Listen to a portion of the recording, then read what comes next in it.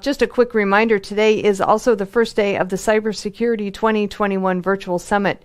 It is happening today and tomorrow, and it is chock full of great speakers on talking about some really, really fascinating conversations or topics in the cybersecurity space. As I said, it's happening today and tomorrow. You can head on over to MediaOpsEvents.com and take a look at the agenda and sign up. We'll have both conversations, both live and on demand. So if you're not able to catch everything today or tomorrow, you'll be able to check it out later on. So head on over to MediaOpsEvents.com and check it out. All right, on today's broadcast, we have a lot of great conversations today. And we kick things off with a conversation between Alan and Gordon Half, who is an evangelist over Red Hat. They talk about the results of Red Hat's survey on open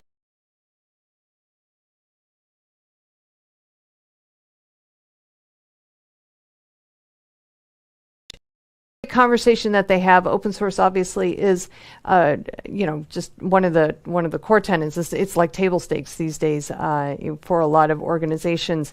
It used to be growing in importance, and now it's just ubiquitous. Everybody's using open source these days. So Gordon and Alan talk about really what's happening in the market on open source usage. So good stuff all the way around. So check that one out. After that, Alan talks to Jason Mcgee, who is with the IBM Cloud. He is he's a VP and distinguished engineer there. And IBM recently announced the Cloud Satellite, which allows organizations to put their cloud in either public or private clouds, or the data center, or even at the network edge. So it's really, really interesting technology and really applicable to so many different verticals. So Alan and Jason talk about what that means for the industry, what the technology is all about, and how IBM got to this place and in offering IBM a cloud satellite. So great stuff there. After that conversation, Alan talks with Vijay Pandey, I believe it is, who's VP of Engineering over at Cisco. He talks with Alan about the ever-increasing importance of APIs. And we all know how important APIs are in DevOps, and especially in cloud-native environments. But they can be challenging to secure. So Vijay talks about APIs and the challenge of securing them, and how this is actually a focus for his group that he's heading up over at Cisco. It's a great innovation group, and they certainly have a lot to work with the API ecosystem that we're now living in. So great conversation there. After that conversation, we have the part 2 of our regular Haunted Hacker podcast hosted by Mike Jones. This is part 2 of a 2-part discussion he has with Juan Sacco from a company called Exploit Pack. He's also an ethical hacker and a Linux specialist. So the two of them wax poetic on open source security and ethical hacking and just all kinds of great topics in cybersecurity in general. So great conversation, as always, that Mike Jones has with his guests on the Haunted Hacker podcast. After that, we have our Something Old segment. This one is from Predict 2021. It features Dan Garfield, who talks about GitOps, defining the future of application and infrastructure delivery. GitOps is an interesting topic because it's actually spurred some back and forth discussion about whether GitOps is going to replace DevOps, but he talks about how it is actually a new standard in DevOps and how consensus is building around it, and how it is going to change the way software is built and deployed. Obviously with the creation of the GitOps working group within the CNCF and a lot of community support around it, GitOps is poised to actually have a big impact on 2021. And he talks about what this means for DevOps and why GitOps just isn't a marketing term, which some people have posited that it actually is. It's actually helping solve some real-world engineering problems. So it's not just a Kubernetes thing, he says. It's a great conversation. It really does help kind of define a little bit better about define what GitOps is and really what it means for the industry. So definitely worth checking out that presentation that Dan Garfield has around GitOps if you have any questions about it, because he really does a good job of illuminating the whole market and what it means. After Dan's presentation, I come back with the news headlines, as always.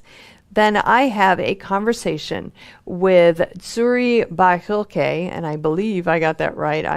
It's the Yiddish version of his name. He is the co-founder and CTO of Reblaze. Reblaze is a really interesting security company. They are really taking a look at open source cybersecurity and the role of developers in that. And he's also taking a look at how developers today are the decision makers when it comes to a lot of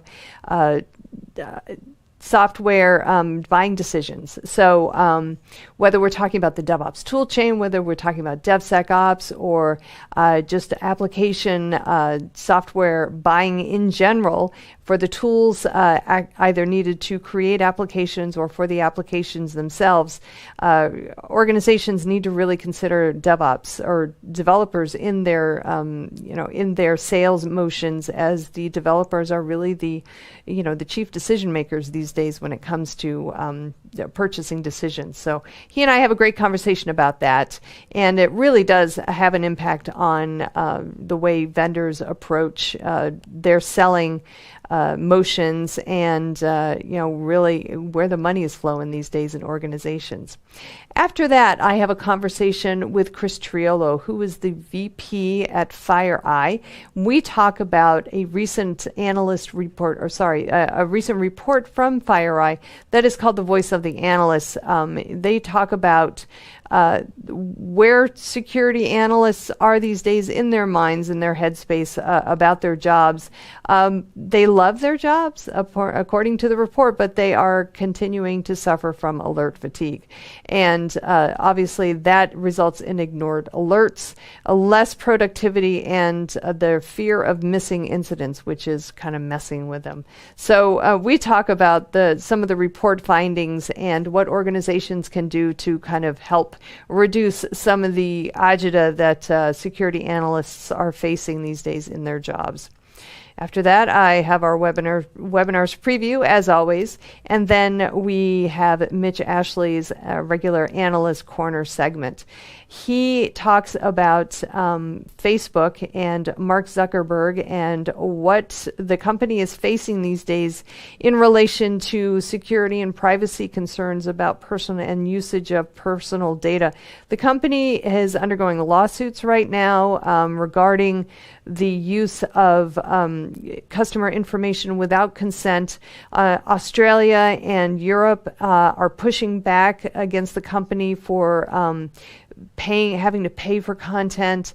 Zuckerberg is at war with Apple about the exact same thing that it is dealing with, which is app disclosure about how information is used. There's a whole Facebook stew going on over there, and it really speaks to the overarching theme of the customer is the product model just not working these days. So she goes into great detail about how Facebook is really kind of maybe leading the charge, maybe inadvertently, to kind of change the model that organizations need to, or maybe drifting to these days beyond that kind of customer-centric or customer-first model of doing business. It's an interesting discussion and definitely one worth considering. It's got some definite food for thought. All right, as I said, we've got a great show lined up, lots of really great stuff, and we are going to get things kicked off right after this commercial message. The security landscape is evolving rapidly in the face of disruption. Growing cyber threats, a global pandemic, and other factors have irrevocably changed the way organizations view and adopt security technologies. Cybersecurity 2021, the new normal, will bring together thought leaders, security experts, and IT professionals in the new security landscape and what's ahead in the years to come. On topics ranging from ransomware to DevSecOps, from speakers including Chen Zi Wang of Rain Capital, Richard Steenan of IT Harvest, and Ira Winkler of Secure Mentum. Visit MediaOps.com/cybersecurity2021 to register. All right, first up on TechStrong TV today, we have a conversation between Alan and Gordon Half of Red Hat. They talk about the results of a recent survey that Red Hat did on open source usage, and they talk about the state of the open source market in general. So let's give it a listen. This is Digital Anarchist.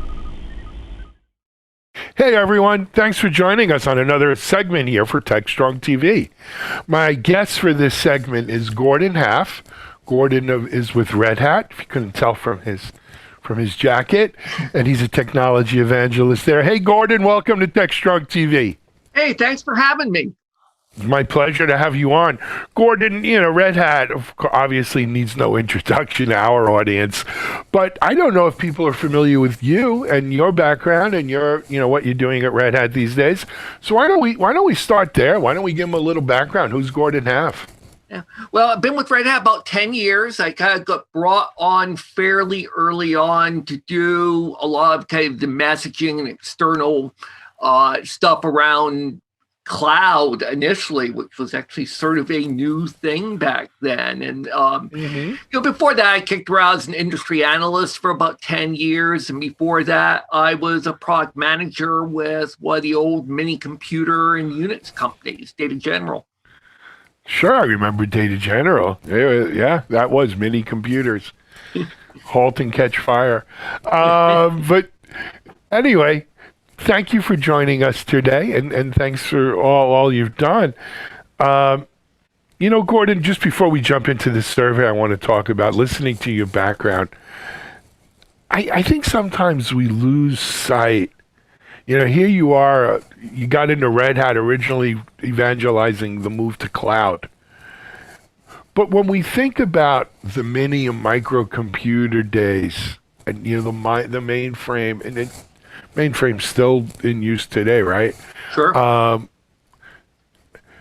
think sometimes, especially younger people who came in during the internet age, right, which is probably the bulk of the people watching this, they don't recognize the legacy, the heritage that the micro mini computer, the companies like Data General and Digital and, the what was it, the Cambridge, I forgot the name, the corridor up in Boston. Route 128. Route 128. Yep, the 128.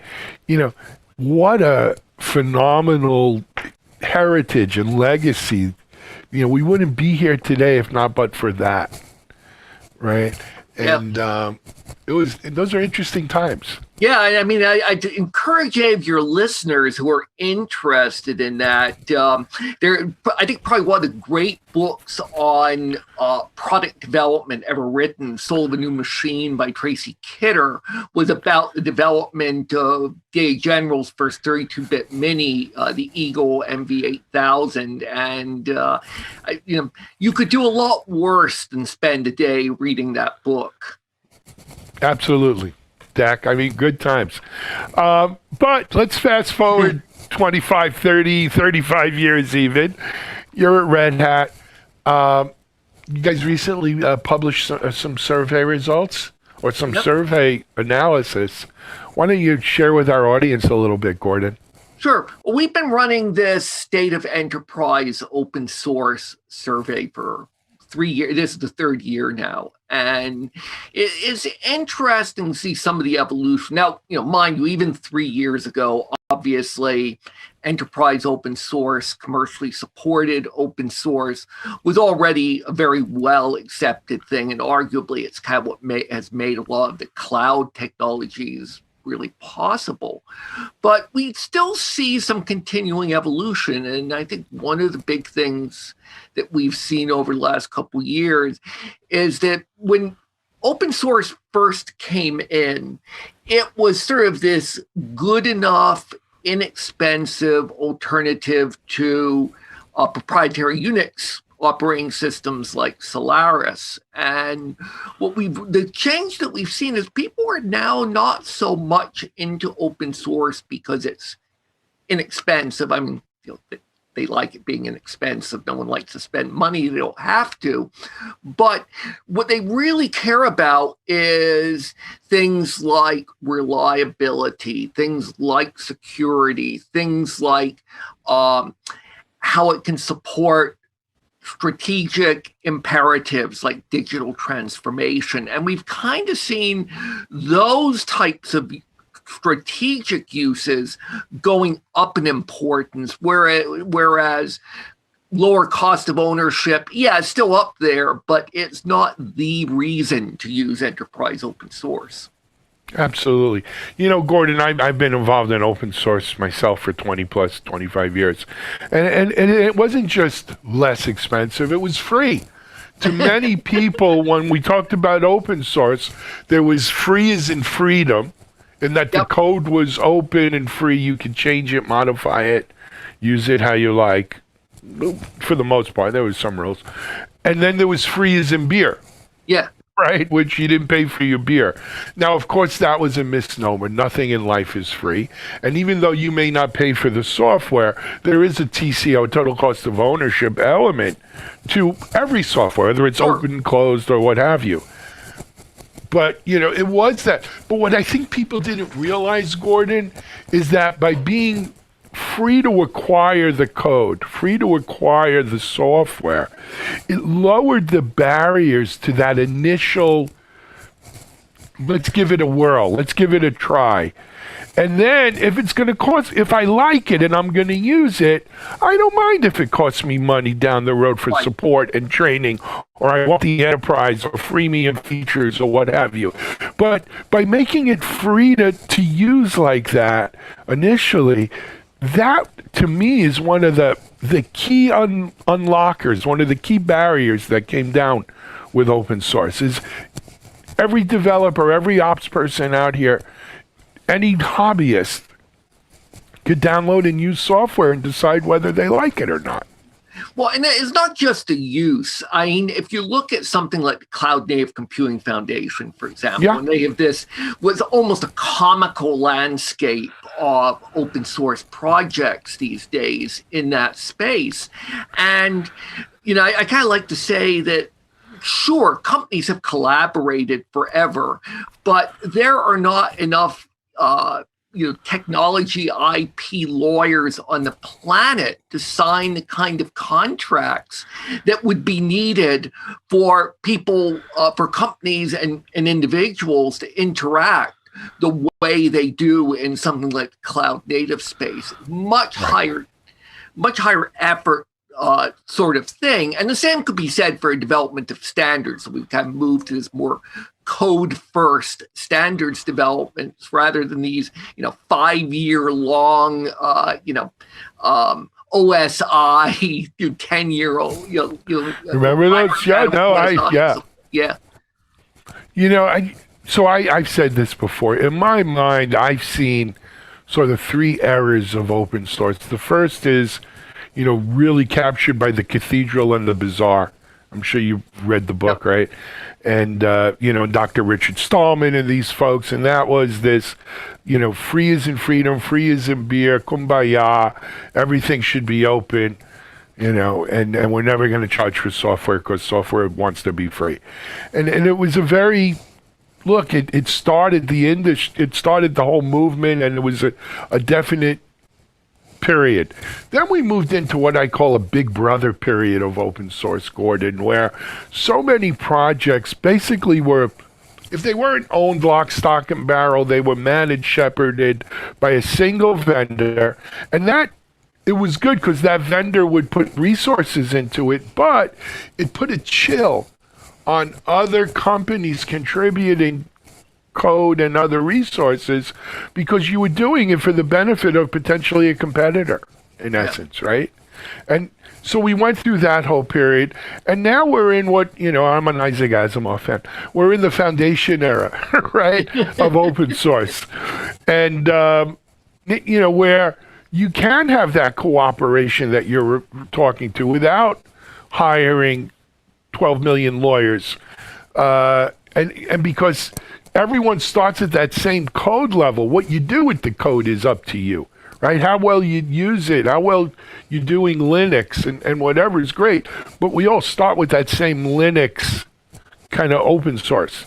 And I think that has really set the market and the world free when it comes to open source.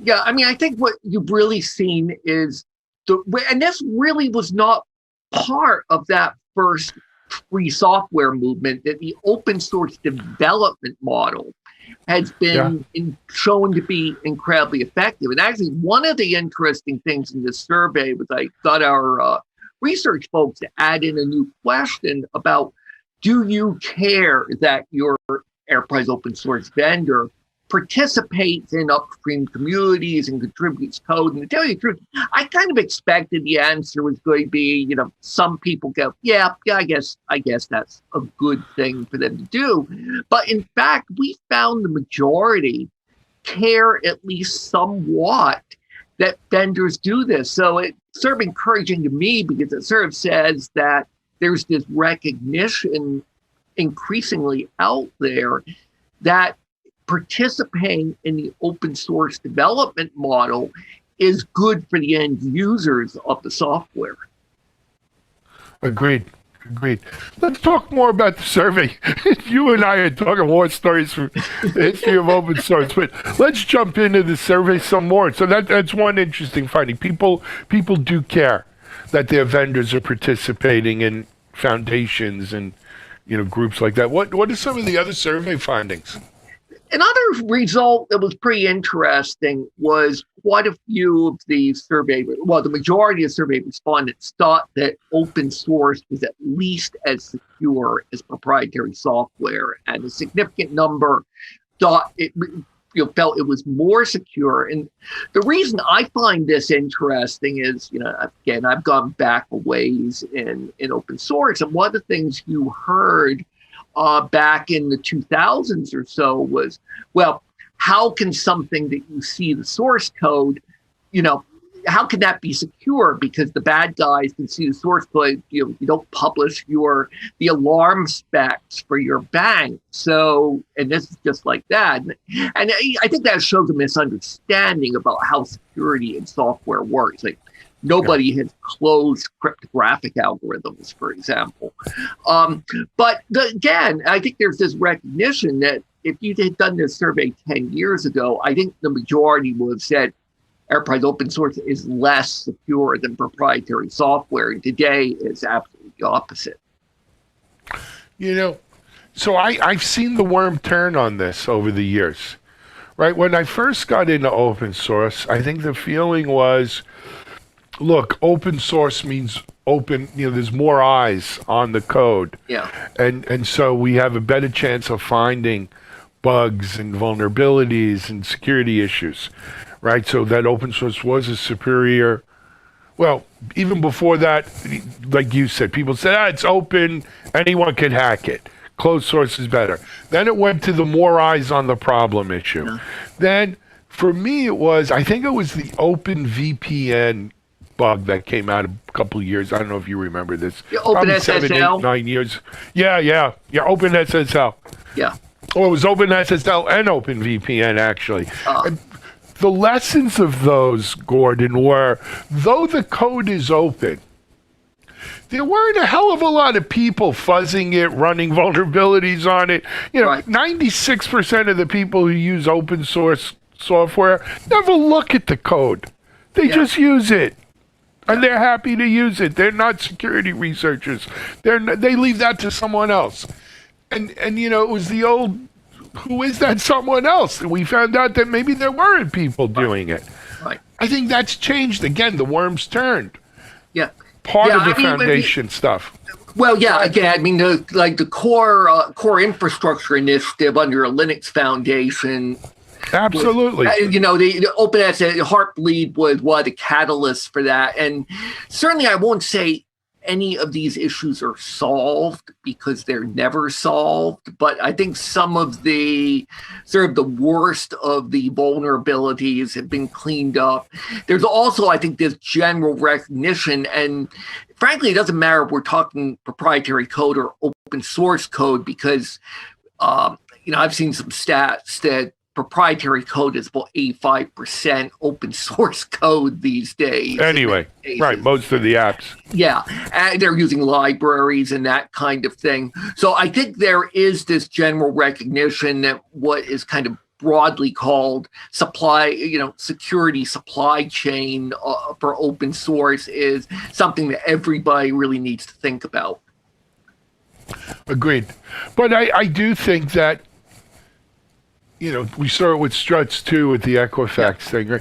We are seeing increased testing, really the more eyes on the code in open source than we've seen it.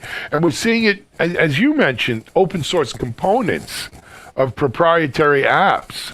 Those components are being tested many times at the repository for these components and artifacts. Right before they're being imported into the app, they're tested.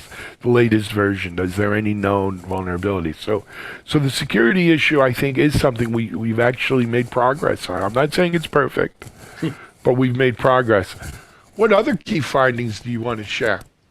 Well, I think, and I sort of alluded to this earlier, but just a general fact that the strategic uses of open source are kind of considered the main advantages behind using enterprise open source, other than just lower cost of ownership. So, we actually had another survey earlier this year about how digital transformation kind of went from being this term people were maybe getting a little bored with, to something that a lot of organizations actually accelerated in the past year. And, I don't think we probably need to belabor why that might be the case. And, obviously some companies in some industries are just hanging on, but kind of digitizing things and moving to more, updated infrastructures and things like that are clearly important for many. And that's what we've seen, right? Digital transformation has really risen to the top of why people are using enterprise open source, rather than kind of more, updating infrastructure, rather than lowering their costs, that kind of thing. It's people are still updating their infrastructure, modernizing their infrastructure, because that's kind of part of digital transformation. But it's really those more strategic uses of open source, enterprise open source, that are at the top of the list.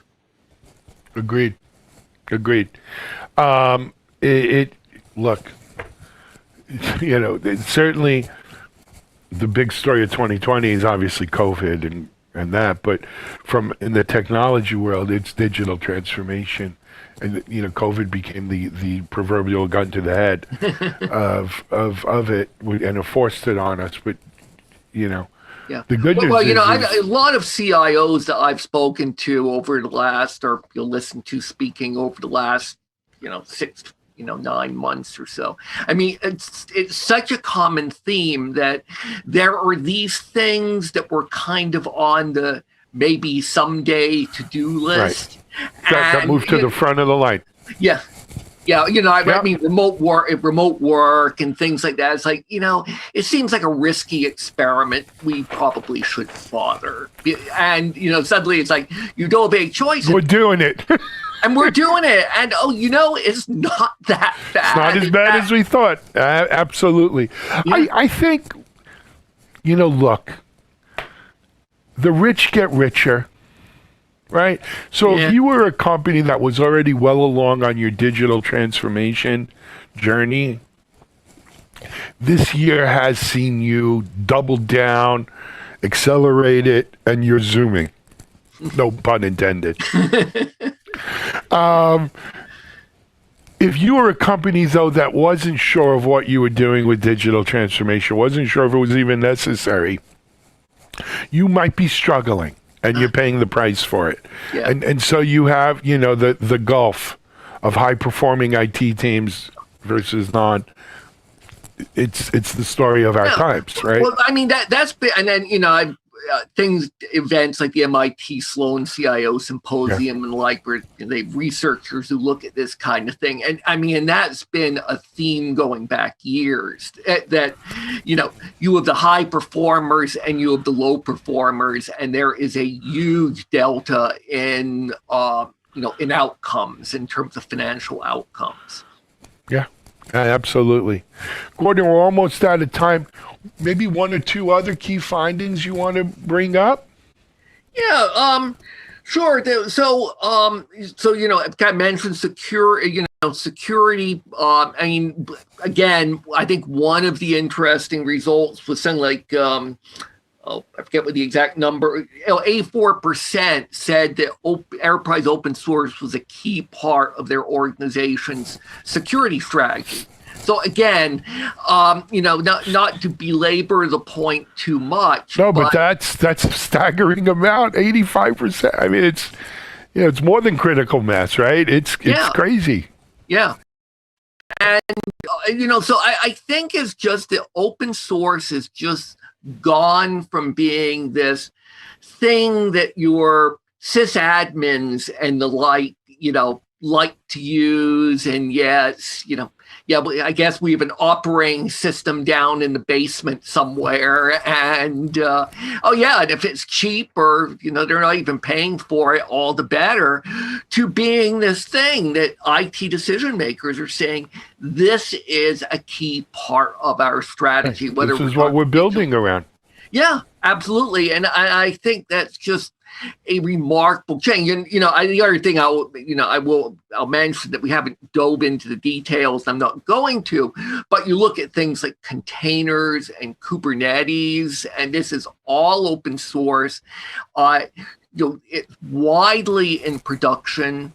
It's widely in mission critical production, and it's become the dominant stack. This whole open cloud native stack, based on Kubernetes and others, the mesh has become dominant. Faster than anything we've ever seen before. Oh, I mean, I've never seen this kind of change with containers. I mean, containers are not that old. When I joined Red Hat to do cloud stuff, I mean, yes, there had been the old BSDJ. It was the Linux, right. Yeah. I mean, that's been around to mainframes even, but you're right. It's phenomenal. Gordon, you know what we didn't do? Where can people get more information on the survey? Sure. So we will have it up on the Red Hat site tomorrow. Well, on March 2nd. We'll probably have it in our homepage for at least a while, but you'll just search for, Red Hat Enterprise Open Source Report, and you should be able to find it. Very cool. Gordon, we got to wrap it. We're over time here. My producer's waving at me. I want to thank you for joining us on today's show, and keep up the great work. Good stuff. We'll look forward to the 4th annual survey, and we'll talk to you soon. Hey, thanks, Alan. All righty. Gordon Half, Technology Evangelist, Red Hat here about their new open source survey. This is Alan Schimmel for TechStrong TV. We're going to take a break. We'll be right back.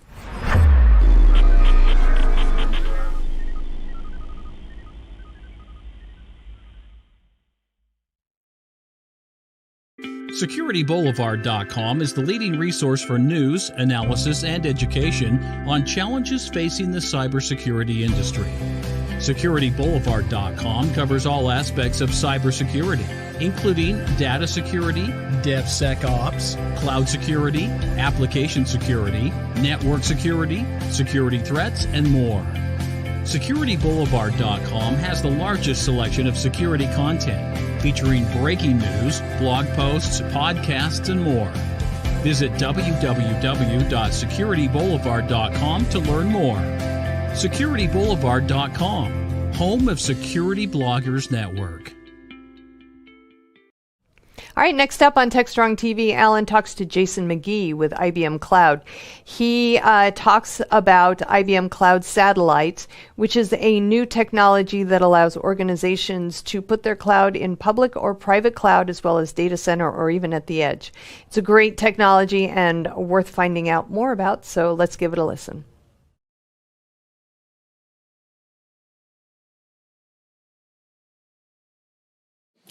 Hey everyone, thanks for joining us on another segment for TechStrong TV.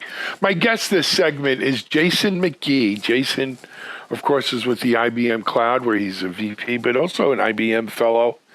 If you go back in our archives, Jason and I have had a conversation about what it means to be an IBM fellow.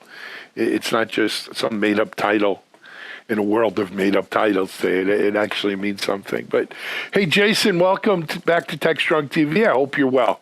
I am. Thanks for having me again. It's always a pleasure to have you on, Jason.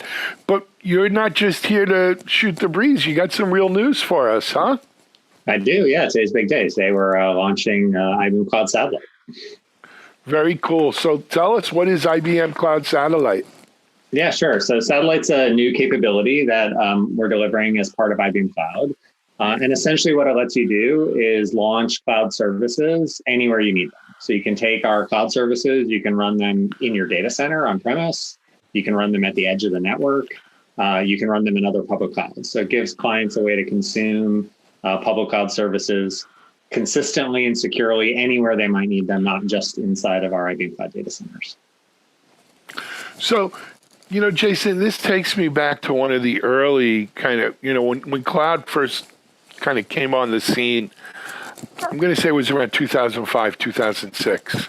Yeah. Right.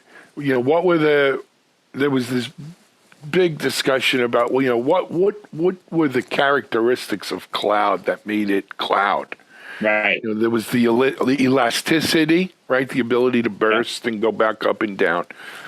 Portability was always one of those characteristics. But as we move to public cloud, and infrastructure as service, right. Not to say that it's not portable, it is somewhat portable, but really that became less of a must-have, if you will. People were very content to just throw their stuff up on AWS or, one of the other clouds and frankly, leave it there, right? And keep paying every month without even realizing how much is there, but that's a whole other story. But the elasticity remained and burstability remained, but the portability really sort of took a back seat. So this sounds to me like we're putting portability front and center. Yeah, in a sense. I mean, in the sense of if we say portability as in kind of where things have to run. I mean, it's interesting. If I look over that time period you started us on, I think the motivations people have for consuming cloud have changed over time and changed from a more, cost and infrastructure centric value to what most people are trying to do today is figure out how to build things more quickly, innovate more quickly, deal with the pace of their business. And they see cloud as a tool or a vehicle to help them with that innovation.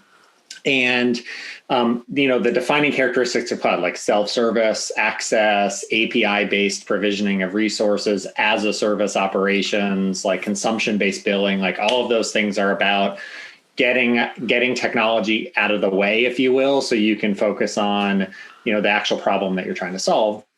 And so public clouds, I think, have done a really good job at that, at providing a rich catalog of capabilities or services that you can use to build applications. However, if you kind of look at the evolution of workloads, still today, we can all debate it, but maybe 4 to 20, 25% of workload is probably moved to the cloud. There's a lot of workload in the world that hasn't moved to the cloud. Well, why is that? Well, because if you look at those workloads, they live in an environment where there's something that prevents them from moving. Like maybe it's security and regulation, maybe it's data latency and connection to backend systems.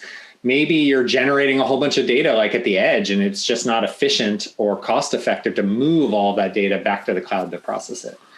And so what's kind of become evident to me is like the location, the physical place where you run things has started to matter. And the genesis behind Satellite is like, what if we could keep all of the value of public cloud, like all of those characteristics I just went through, but make it location independent, like allow you to run or consume that public cloud in your data center or at the edge or on another cloud provider because that's where the data lives. And still have that consistent experience. And that's what Satellite's really about. And I think it's part of a bigger trend in the industry around cloud becoming more ubiquitous and becoming kind of the dominant IT consumption model everywhere you need to consume IT, not just in the big public cloud data centers. Fair. I don't disagree with you at all. Jason, I understand the need, the ability, and the reason, right? You want to move something from public cloud into let's say, call it a private cloud in your own data center, or public cloud in your own data center, but I don't know if that's what you'd call that. I'd still call it private cloud, right? But I'm still wrapping my head around the edge stuff, though. Yeah. Right? There's certain things I understand at the edge. What, where are we putting these at the edge, and what are we putting there? Yeah, I can give you a concrete example. So as part of the announce today, we announced a work that we were doing with Lumen Technologies, and Lumen Technologies is a large, telco and edge provider. And the use case like that we talked about is actually really simple. So like imagine you wanted to do video analytics, like AI-based video analytics for like worker safety. Like you want to be able to monitor, construction workers working in a construction site. Are they wearing hard hats? Are they, being safe in that environment? You can do that with technology, right? To do it, you'd have a bunch of video cameras streaming live data all the time. You want to do processing on all that data to detect, someone just entered a construction zone without a hard hat on. Well, how would you do that? Like you could send it all back to the cloud. So now imagine you have hundreds of cameras worth of video data streaming back to the cloud, and it takes time to get there. Maybe the construction sites in LA and the cloud data centers in Dallas. So like you have latency, or you could stand up a big software stack in each location and have to have skills and resources to install that and maintain it. What we do with Lumen with Satellite is like we can actually stand up the video analytics solution in a Lumen edge location close to the construction site, run that all as a service from the public cloud, right? So you don't have to install any infrastructure and software. We can run the whole thing as a service. You can consume it like it's public cloud, but it's physically running in a edge data center near the construction site. Now the video data is only streaming to, down the street to the nearest edge data center. You get much better latency. We can respond more quickly. We don't have to send as much data back to the cloud. So it's just a simple example of like, there are a lot of cases where getting close to the data. I mean, imagine auto manufacturing. You have tons of robots in an auto manufacturing plant generating all kinds of data that you want to do analytics on. Do you send that all back to the cloud, or do you put the cloud in the factory and allow you to do all that processing in the factory? So those are just a couple of examples of some of the edge kinds of things that we see happening with Satellite. Yep. So we're moving some of that compute power to the edge, so that you don't have to pay to bring things back to that central public cloud, right, which was kind of the same reason we didn't want to bring things back to the central data center, right? That argument, I think, stays the same, right? It costs money to transport data. Yeah, sometimes it can be cost driven. Sometimes it's like time driven. It's just like bandwidth and latency to send the data back and forth. The only thing maybe I would add is with Satellite, it's not only that we can have compute there, but we can turn that compute into databases as a service, into OpenShift clusters, into messaging systems, into AI models. Like we can run the higher level kind of platform as a service, if you will, capabilities in that location, which are really the things the applications are dependent on. Like if you really look at how modern apps are built, they're starting to consume higher up the stack, and we can deliver all of that stuff as a service. And that helps with skills too, by the way. Like one of the other challenges I've seen is like look, I spend my day, for example, talking a lot about Kubernetes and containers. Like at the end of the day, there's not that many people in the world who are skilled at operating those resources. So being able to consume that new technology as a service means you take advantage of my global SRE team operating that for you, not having to staff your own team. And so it helps with skills too. Absolutely. This is available now? Yes. Today? Launched this morning. So generally available now on IBM Cloud. We will, of course, add to it and add more services and capabilities over the coming months. One of the things that's unique about IBM Cloud is we built our entire cloud on top of containers and Kubernetes, and therefore with Satellite, we can distribute those services more quickly. So you'll see a pretty rapid roadmap of services on Satellite. We've also launched with about 65 partners. So there's a strong ecosystem of technology and service partners around Satellite that can help integrate it into different environments, run it on different hardware, help you build solutions.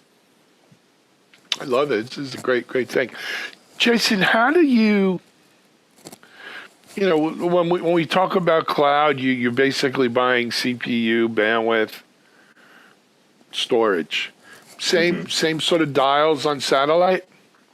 Kind of. I mean, in general, so yes, in the sense that consumption-based, metered, you pay for what you use, you pay by the hour, under whatever metric makes sense for the capability you're consuming. In a lot of cases with Satellite, we think that people will, you have to remember, like if I'm running in my data center, the infrastructure itself, the compute, the storage, the network is probably your infrastructure. You're not buying that from me, the cloud provider.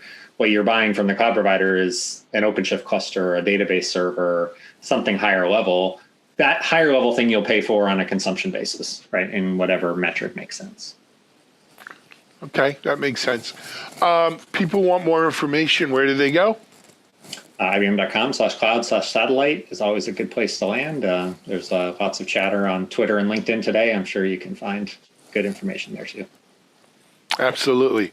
All right. Anything else we're missing we want to add to this? No, I think we touched on the new news and some of the use cases. I'm really excited to see how this evolves over the coming months and how people use it to solve interesting problems.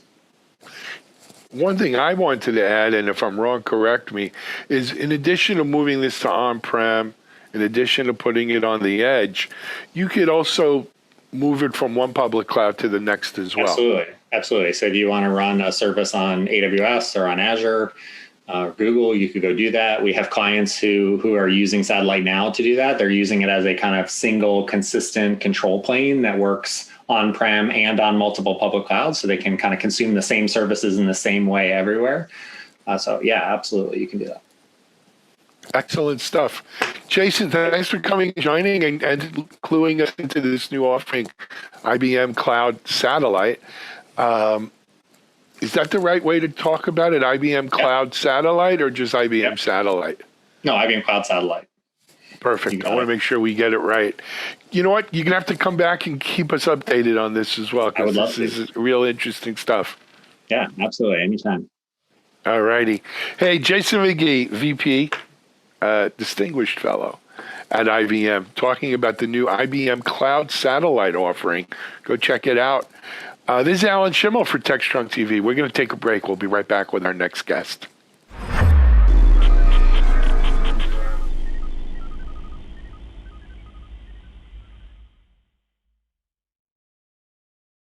ContainerJournal.com is the leading online destination for centralized computing-related content.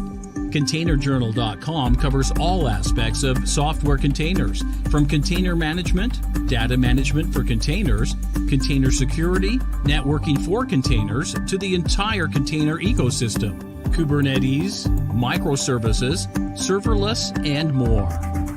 ContainerJournal.com has the largest selection of container-related news, featuring breaking news, blog posts, podcasts, and more. Visit www.containerjournal.com to learn more. ContainerJournal.com is operated by MediaOps Inc., the team behind DevOps.com, Digital Anarchist, SecurityBoulevard.com, DevOps Connect, and DevOpsDozen.com. All right, next up on TechStrong TV, we have Vijay Pandey and Alan. Vijay is the VP over at VP of Engineering at Cisco. They talk about the ever-increasing importance of APIs and the challenges of securing them, and that is exactly what his innovation group at Cisco is working on. So it's a great conversation. Let's give it a listen.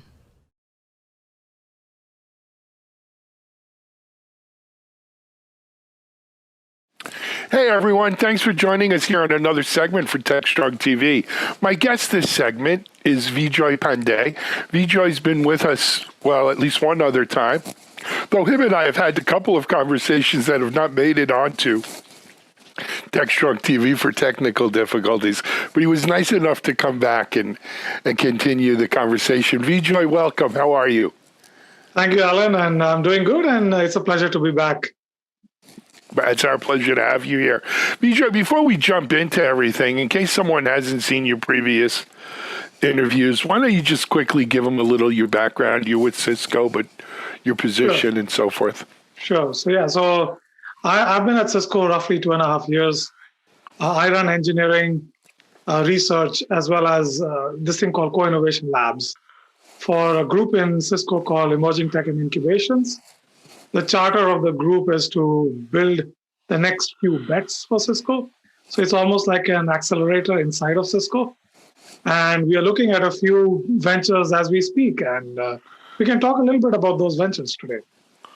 Well, if you'd like. Before we dive into specific ventures, I wanted to talk a little bit about, people think, okay, Cisco, well, they're thinking network boxes or maybe WebEx security. I mean, the fact is Cisco is probably one of, if not the largest security vendor by revenue, certainly one of the top three. But they don't think necessarily developers, right? And in a world that we live in today, Vijay, where developers are sort of the alpha predator, if you will, on the top of the food chain for so many organizations. I guess it makes sense for Cisco to care about developers, right? Or they want to think about developers. Talk to me a little bit about that. Sure. I think you're spot on there. I mean, if you think about, I give an example. I mean, so we at Cisco say the application experience is the new brand. What does that really mean?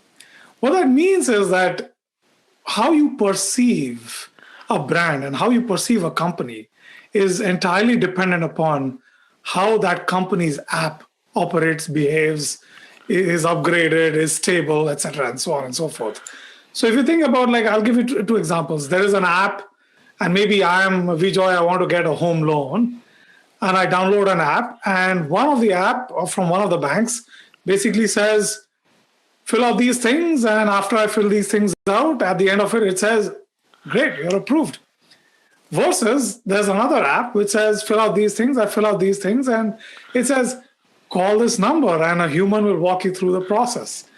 Guess which one you're going to pick? I mean, you're absolutely going to pick the previous one because it allows for more features. There's a little bit more trust in the system. There's velocity as far as the customer is concerned. So if you think about all of those things, that application is definitely defining the brand of that company. But how does that application come about? Is because of the application developer, and that's why they're so important, because they are reflecting the brand of the company in day-to-day life. So in this particular example, the application developers that are developing that first app that allows you to get a loan autonomously through the app are definitely more valued, and that's the differentiator for that company. Agreed.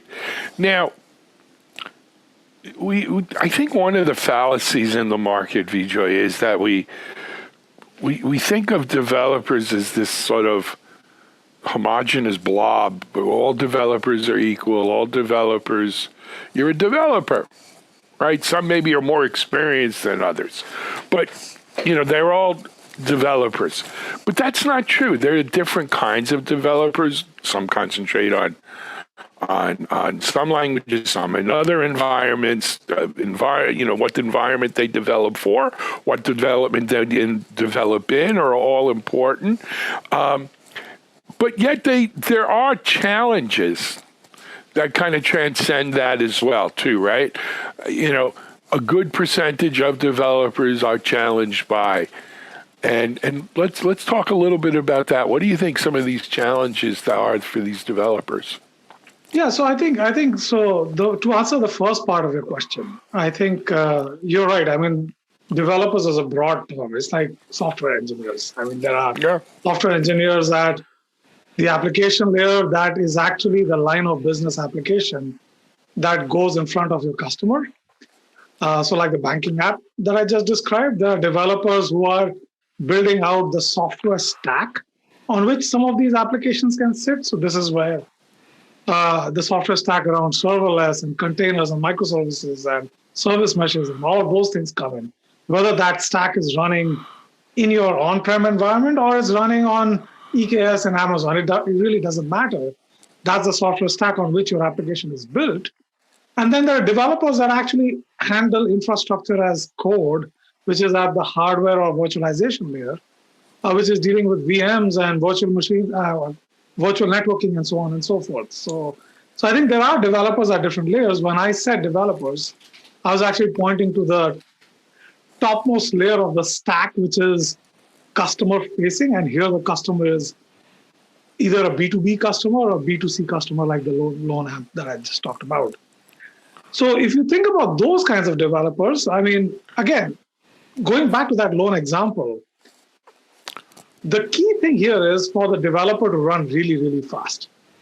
So feature velocity and feature capability for that app is paramount, because that's what differentiates you from the other guy. Now, while you do that, there's also the notion around security and safety and availability. Because if the app crashes or doesn't scale or is insecure, is not handling personal data properly, those are definitely massive issues as well. So is feature velocity, capability of the app, as well as security, trust, stability, scalability, and so on and so forth. So that's what that developer cares about. But as they're building this app out, and again, going with the same example, let's say this developer is trying to move really, really fast. So they might actually build an app for, let's say, iOS. I'm dealing with iOS APIs. But in the same time, I'm actually looking at business transactions. So maybe I'm looking at APIs in Salesforce.com. Maybe I'm looking at the loan officer and the HR data behind that loan officer. So maybe I'm going after Workday APIs and trying to figure out what's the background of that loan officer that's actually behind this transaction.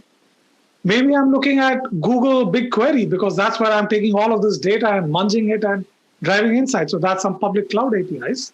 But let's not forget, I have to interface with on-prem systems, maybe even a mainframe, because that's where transactional data has been stored traditionally in the past.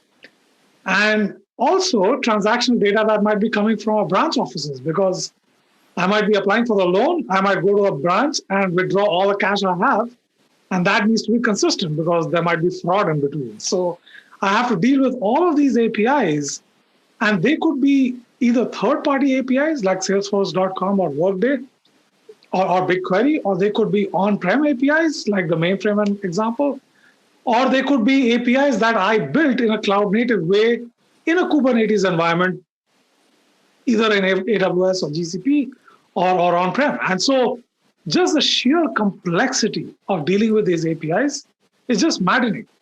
And so I need to connect these, I need to secure these, I need to debug when something goes wrong, because we're talking about stability and scale and so on and so forth. So it's a really complex environment. Absolutely. In some ways, APIs are a victim of their own success, right? Because they've enabled, think about it before APIs, right? I'll give you, for instance, I'm from the security space, right?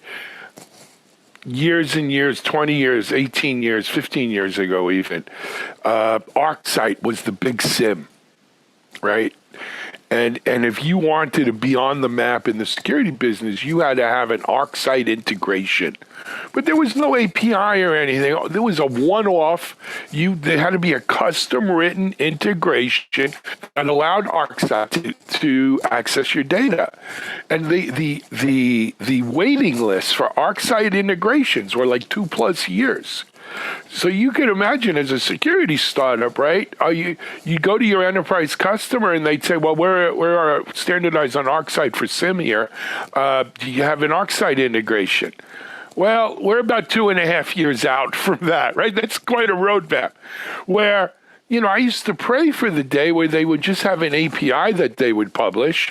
My developers can write to the API. Boom, we'd have it done in 6 weeks or 2 weeks, let alone 2.5 years. Well, everybody did these APIs. And now when you're a developer, you're drowning in a sea of APIs, right? Because there's so much. You want integration or connectivity to that app? No problem. Zapier is a great example of this. Zap this, zap that, zap this. And everything talks to everything. But of course, the security of it, API security as it's become to be known, the managing of these API connections, what data is being shared and sent back and forth from a privacy point of view.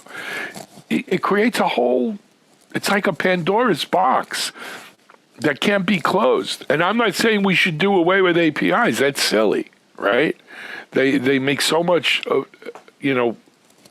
possible in today's world. But it's a lot of work. That's for sure. It's a lot of work. It is. And I think you bring up a whole bunch of very good points there, Alan. So if you think about it,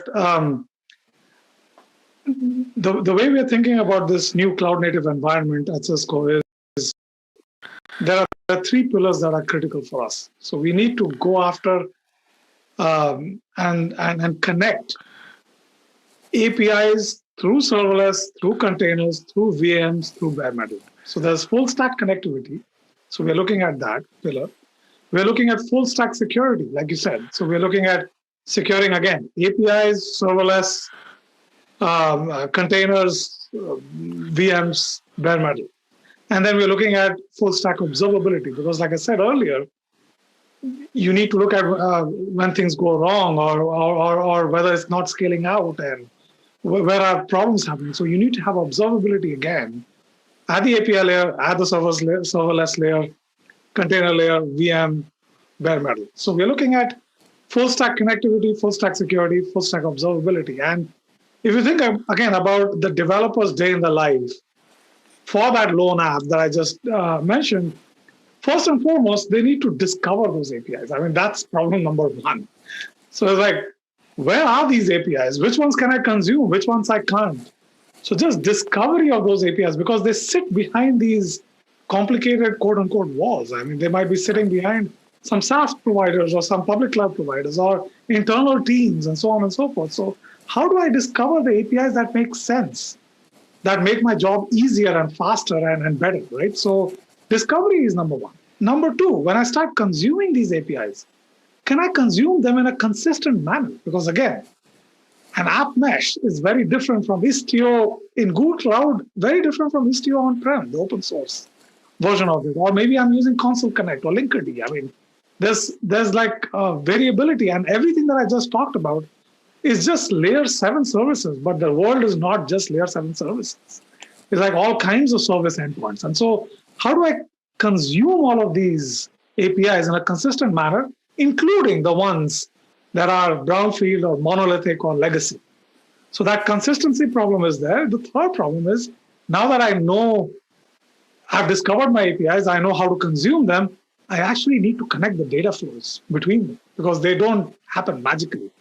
And this is where the rubber meets the road. And so you typically, in the past or even currently, you need to go through a whole slew of tickets and organizational boundaries and meetings and conversations, and just to set things up, the data flows up and then something changes.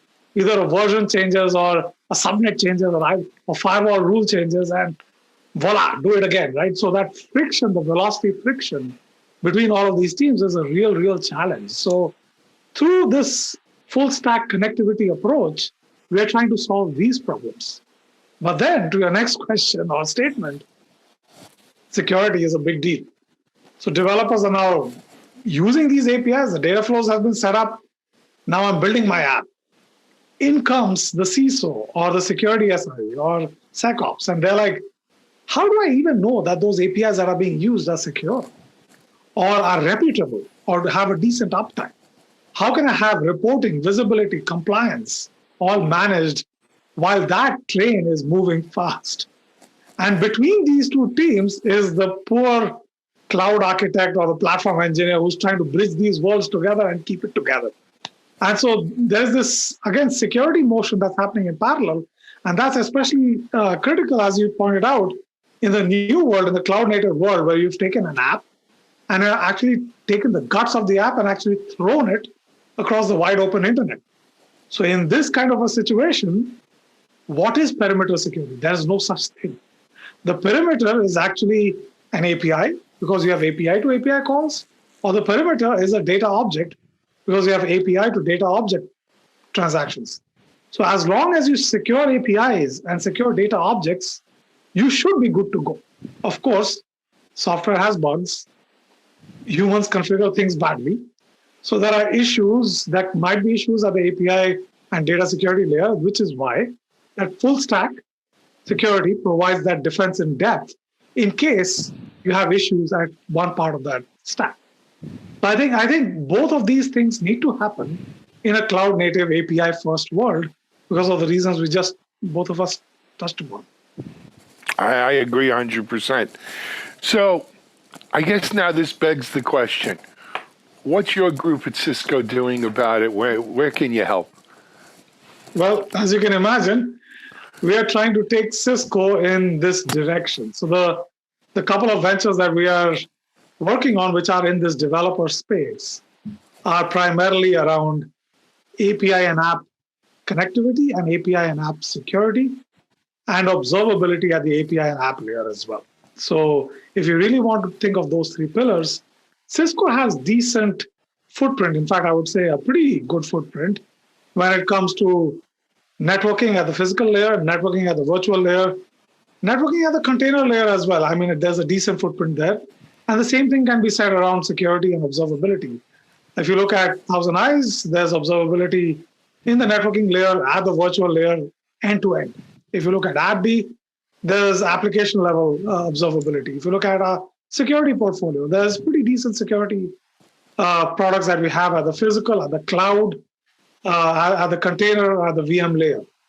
But I think where we're taking Cisco through ET&I is looking at APIs, looking at apps, looking at containers and serverless, a little bit of containers, mostly serverless, and looking at connectivity, security, and observability at those layers. So you will hear a lot more from us around API and app connectivity, API and app security, and API and app observability, because that full stack behavior is where everybody is headed. And if you look at a developer, that's what they would like to see, because that allows them to move fast, bring new capabilities out quickly, but also be secure, provide trust to their customers, and be able to debug and keep their uptimes up in this very, very complex environment. Fair enough. Fair enough. Vijay, we're, surprise, we're almost out of time as usual. We never get a chance to, we may have to make like double interviews for you. But this was a great conversation. I think people need to understand, a couple of years ago, I remember CA, before they were acquired by Broadcom, used to talk about an API-driven economy, right? That's how APIs were driving like this whole ecosystem. And it's true, they are. I think now we're living in a post-API-driven economy where we're learning, just having an API by it is not enough. There's more to succeeding with APIs than just writing an API or having an API. And I think we've highlighted them here. continued luck with the incubator accelerator there. Come back and talk to us about some of these, potential investment acquisitions or what have you that you're doing, and keep up the great work. Thanks for joining us. Thank you, Alan. Again, it was a pleasure to be here. Always a pleasure. Vijay Pandey, Cisco, here on TechStrong TV. We're going to take a quick break, and we'll be right back with our next guest.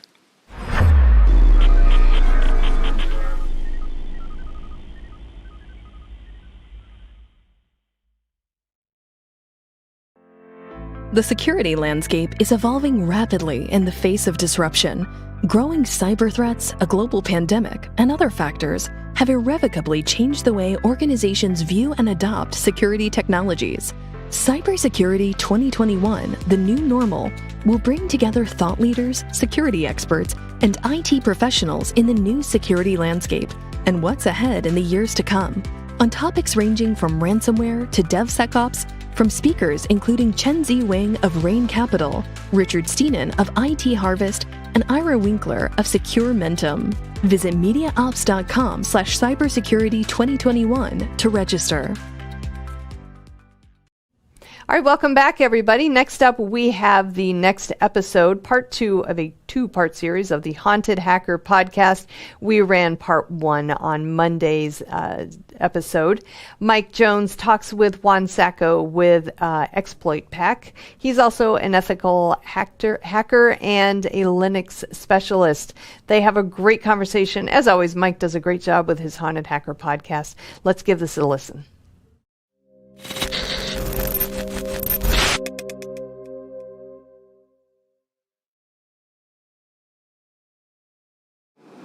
So what I'm doing now here is just running the exploit pack here.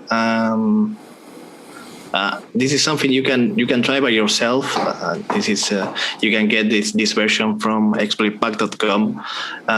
Here, what you can see as soon as you are welcomed by the tool, you will find a set of tabs that it will suit your needs depending on what you are trying to achieve.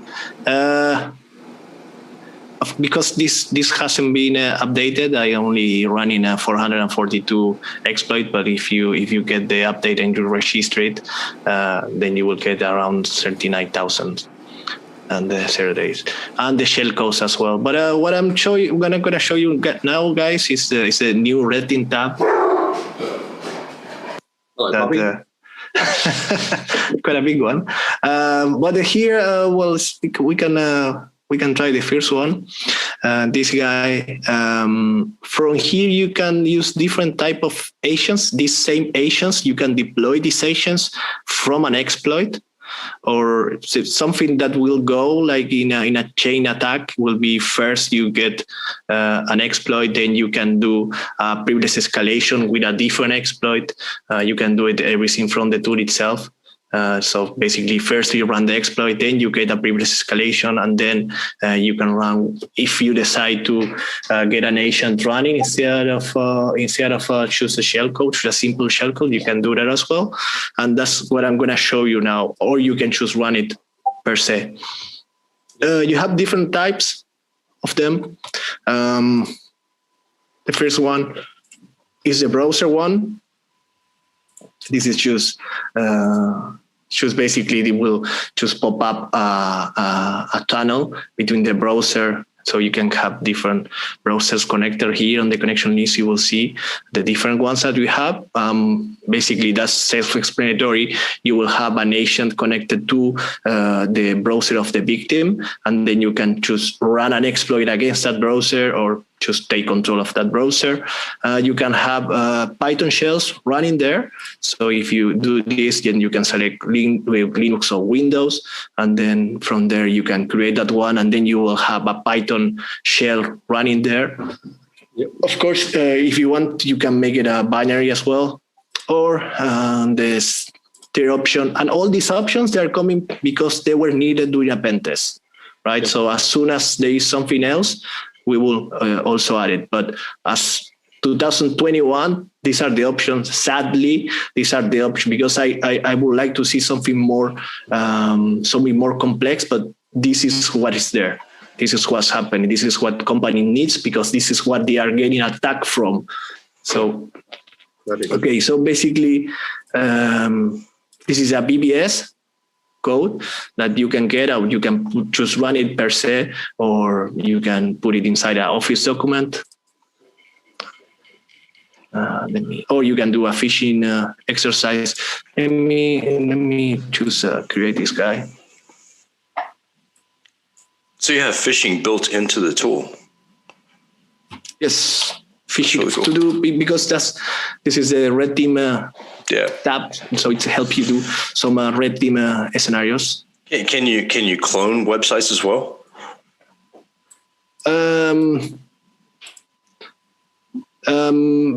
You cannot clone it per se. I know what you mean. Just select a website and clone it, but it's most for gathering password from logins. Gotcha. And you can use the browser shell for that. Mm-hmm. Awesome. Okay.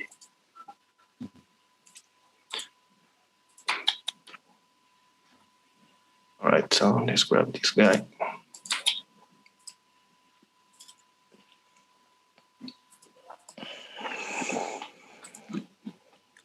So basically, I'm just double clicking on it, but on a real pen test, and you will deliver a document or something like that. Mm-hmm.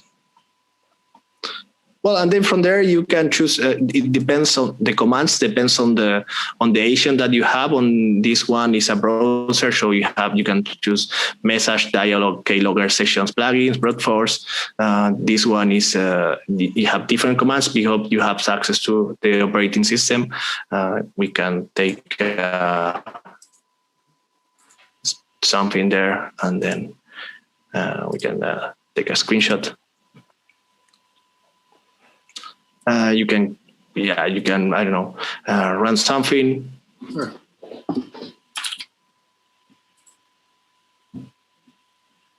Very cool.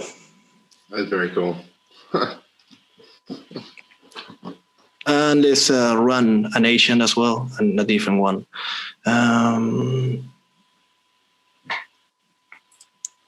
It's like Metasploit on steroids.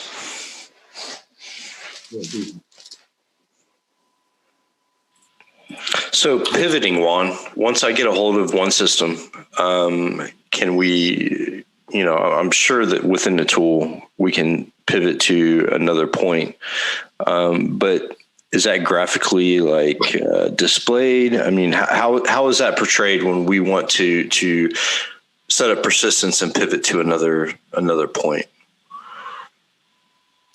You can only pivot through shell codes. Okay. So basically, you can select one of your shells, and then from there you can try to, because it's meant to escalate privileges. Right. So right. It's meant to send something else to be able to get more permissions.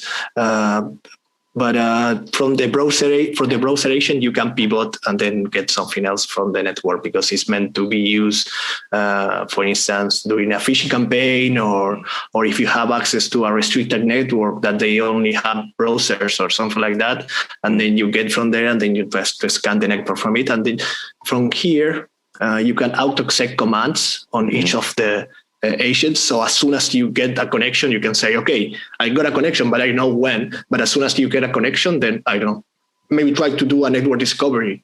Right. The network discovery. Yeah, and so another thing too, so some of the exploits and some of the payloads that I use within Metasploit, right? Let's take, so I'm a big, I love exploiting Android phones and APKs. So with the accessibility to an Android phone, once I get root and getting, the camera, the GPS, all that stuff, is this modular to where if I run that same type of exploit, am I going to get that screenshot? Am I going to get that SMS text? Am I going to be able to send text through exploit pack through that phone or through that Android device? We don't have agents for Android or mobile devices at the moment. Is that in your roadmap? it is something that we are think of, but not something that that is on the roadmap yet. Well, I can help you with that if you'd like. Just saying. Yeah. So we can talk later. Yeah. I love Android, and I love the fact that all these exploits. So the best thing about Exploit Pack, besides its complexity and the fact that it's so dynamic, is that it sets everything out specifically, right? When you look at Exploit Pack, you can see what's going on behind the scenes. There's no question. With some of the other tools, you really have to guess, like, is this really working, or am I going to get an error message? But this is all like laid out perfectly. I mean, the different panes, the real-time response from the device and the actual data from the device. You don't see this in any other tool. I've been doing pen testing, red teaming for over 20 years, and this tool is the only one that really gives like the pained vision and the separation of what's going on within that device and the attacks. So complete kudos on that. Like that's awesome. A lot of the other tools really don't give you that insight. Metasploit definitely does not give you that insight, and the web version is horrible. Nexpose, I'm going to be Nexpose's biggest critic, because once HD gave Metasploit to Nexpose, it went downhill. And Saint Exploit, once they abandoned ship, it's gone downhill. But this right here, like Armitage really tries to give this image that Exploit Pack gives. And I don't know the relationship between Armitage and Exploit Pack, but they really try. But this is by far above and beyond any other tool that I've seen for red teaming. As far as separation of duties and actually looking at what's going on in the system. So I'm sorry, go ahead, Juan. Well, basically, as you mentioned, what we try to do is to produce results, and some of the tools, they really go with the trends. And as I mentioned from the beginning, our trends are the pen test itself. That's it. So multi-threading within the tool. If I'm working on a very large subnet or net block, how well does this tool take on large subnets? And if we have multiple machines that are exploited, how does this tool handle that? Is there a limit? Is there a preferred installation as far as what can power this to the most effective state? What do you prefer? What do you suggest? Well, it works with multi-threading as well as the latest Java version that you have. So they made a really improving performance after version 8. Mm-hmm. So basically, we take that approach as we don't build our own multi-threading library, so we use the ones from Java. Right. If you imagine how many kids are playing Minecraft and they are also using Java, so it should be enough. So that's more than enough for us. Yeah, all of them. Yeah, so I was installing it I installed it on Mac first of all. Mm-hmm. And that was pretty simple. And then we moved to Kali, installing Kali. Super simple, like literally 2 steps, and I was running. Windows took a little bit, but Windows is kind of quirky anyways, but I prefer it on Kali, to be honest with you. Mac was good, but my Mac is an AirBook Pro or Mac AirBook. Mm-hmm. So it doesn't have the resources that like some of the bigger laptops have, like the Omen and Alienware. But yeah, by far, this is like the best. So and it comes pre-installed in a Black Arch, another Linux distro as well. Which one? On Black Arch. Black Arch. Yeah. Have you looked at any other distros to put in a repository? Not that much. No, as some I know that some maintainers they put it there, but that's it. We are not actively trying to push exploit pack into Linux distros or maintaining the packages. Man, I really wish that you guys would push Kali to embed this in Kali and remove Armitage and the other nonsense scanning applications. This would. I'm selfish when it comes to that. Like, I would much rather have this than Armitage. I would much rather throw Armitage in the trash.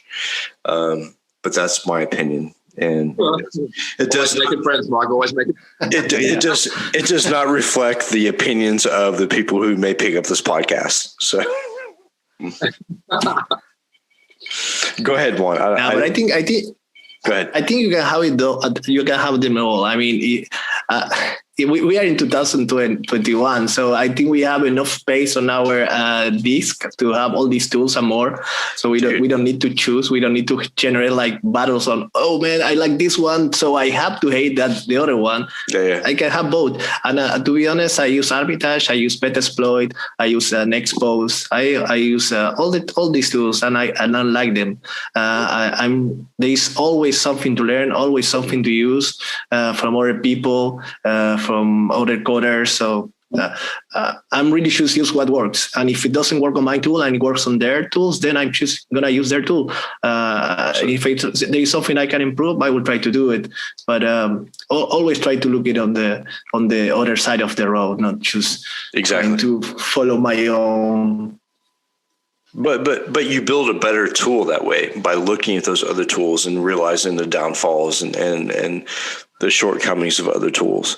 So because sadly I don't have the power to ask other people, hey, can you fix that for me, please? Because I don't like it that way. So that brings up a good point, Juan. That brings up an excellent point. So I was doing voice over IP testing, right? And we had all these disparate tools, and they're like, oh, just download SipVicious and download this and download that. And I'm like, really? Like, I have to download like 50 different tools? Why can't we just have this in one distro? Why do I got to do all this nonsense? Exactly.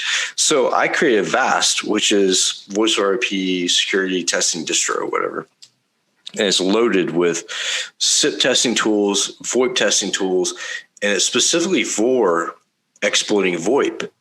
And that, to me, gave me the toolkit that I needed. A lot of people don't do that. When they get into the industry, red teamers especially, they latch on to what the other red teamers are using. And unfortunately, they use one distro, which is Kali, and nothing's customized. So what I did when I started when I became a red team leader was downloaded Ubuntu and install the tools that I wanted. And Kali was not a default install on any laptop that we had. If you wanted a tool, fill out the request. Tell me why you want the tool. Tell me why you need it, and we'll install it. And in that way, it gave me an idea of how advanced some people were and where we needed to improve.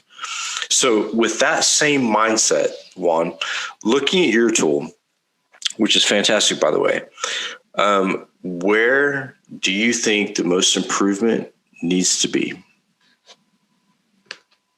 On the tool, as it is right now? As it is. As it is right now, I think we need to focus more and more on what's coming next. And I think that, and as I said today, 2021, during lockdown, I think the what's coming next is APT attacks and EDR solutions. So that's my point of view. I might be wrong. No. If I'm wrong, then I will try to change the perspective. But I think that's what's coming. We are moving forward from remote type of attacks, and we are going more and more and more into endpoints because people is using. They have more access, they have more laptop, they have more mobile phones, they are more exposed. So I think that's the target now. Absolutely. You and me both. Like that's the same mindset I have. When it came to predictions for 2021, I said IoT and ISC. And so far we've seen both. And EDR, when you saw CrowdStrike being hit by SolarWinds and also Malwarebytes, Like that's a big indication that people are getting smart and they're going after the defense products first to secure their position in the network. Like I totally get that. So as far as exploit pack, IoT and SCADA, what do you have as far as that goes within the tool? SCADA, no, we don't have anything for SCADA. For IoT, it depends on your solution. I mean, you can implement the same agents there. Mm-hmm. So that should be doable. And we don't have like minimized type of agents that you can run from IoT devices, because that's not something that was our list of needs. But as you mentioned, it might change during this year. It might change that you will need to pen test. If there is someone asking me, hey, I need to pen test this whole network with these LoRa devices and IoT that are all among these corporations, and we need to get an agent there. Then, of course, we will just try to focus there and create a minimized agent or something that you can be staged or can escalate quickly. Now, within the tool, within Exploit Pack, do you have different ways to exfil data? Like, let's say you want to exfil, a document or a directory. Is there a way to do that within Exploit Pack? Yes, there is, and it's mostly through the agents that I should show you, and then from there you can exfiltrate all type of data on different type of channels. Sure. But this, when you look at technically, you will always go into the same type of exfiltrations that everyone is using it. Yeah. We try to adapt to always try to be undetectable, so try not to be catch. Right. We are playing that game for a long time, right? As everyone else. So Juan, do you use like cloakification, like DNS or other protocols to hide data in within Exploit Pack when you exfil, or is that something that you personally do within engagement besides Exploit Pack? We expect we don't provide a platform. We expect the pen tester to have their own platform. We don't want to be on the middle. Right. Gotcha. Yeah. So cool. I as far as the tool goes itself, if I had 970 to pay for it, I absolutely would. And I would suggest any CISOs. I know that we have CISOs online with us right now, and I know that we have large corporations. I could think of one German corporation or LLC that's online right now that is looking to build a red team. And if you don't use Exploit Pack, you're making a huge mistake. So I would focus on this tool. Yeah. I would focus on this tool simply because of the fact that the people behind it are genuine and it's been tested and proven for a long time. So they're online. Take notice.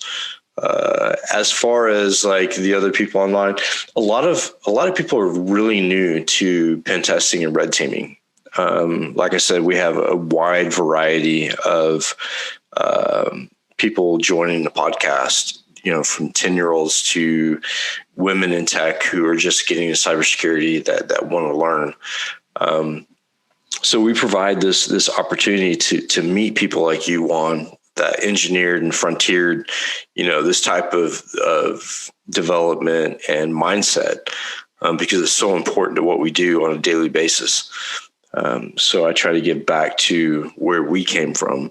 And actually the German corporation wants me to send them your details so they can get in contact with you about the application itself. So Ryan, can you post up the Exploit Pack license structure? There's a link on the website for that pricing. Can you post that for them? Yep, we'll do. Cool.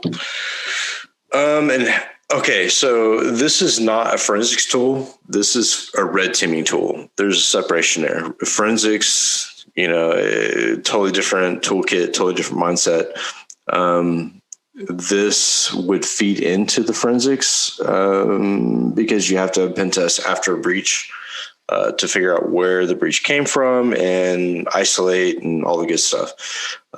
But this is not going to be your solution for forensics. This is going to be your solution for red teaming, pen testing, vulnerability research within a lab, and exploit development. I know that I use a lot of tools like Nessus, Armitage, Metasploit, different EI Retina to look at the results of a breach and look at the exploits that were used, but not forensics at all.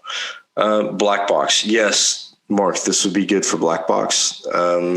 Your people would need to go out and do the OSINT to find the net blocks to test. But once you find those net blocks, this tool would be your end all be all for testing that net block. What about reporting? How does the exploit pack go with reporting? Oh, Jesus, fuck reporting. It doesn't provide you it does provide you a generator of a report of your actions, but it will not make a red team report for you because that should be customized. And I don't think there is added value into provide you a full red team exercise report or a pen test report because you're not going to use only exploit path for this. No. And if you do, then you are wrong. Yeah, completely wrong. Another thing too is that if there are people listening or watching right now, and you have a red teaming company, hire a technical reporter. Hire a tech reporter who can take the results from your test, make it digestible to C-level, to technical level, and be done with it. It's a very small amount to pay for a very huge part of what red teamers and pen testers don't like to do. If you want to make your company successful, don't force your pen testers and red teamers to write 200-page documents on what they did.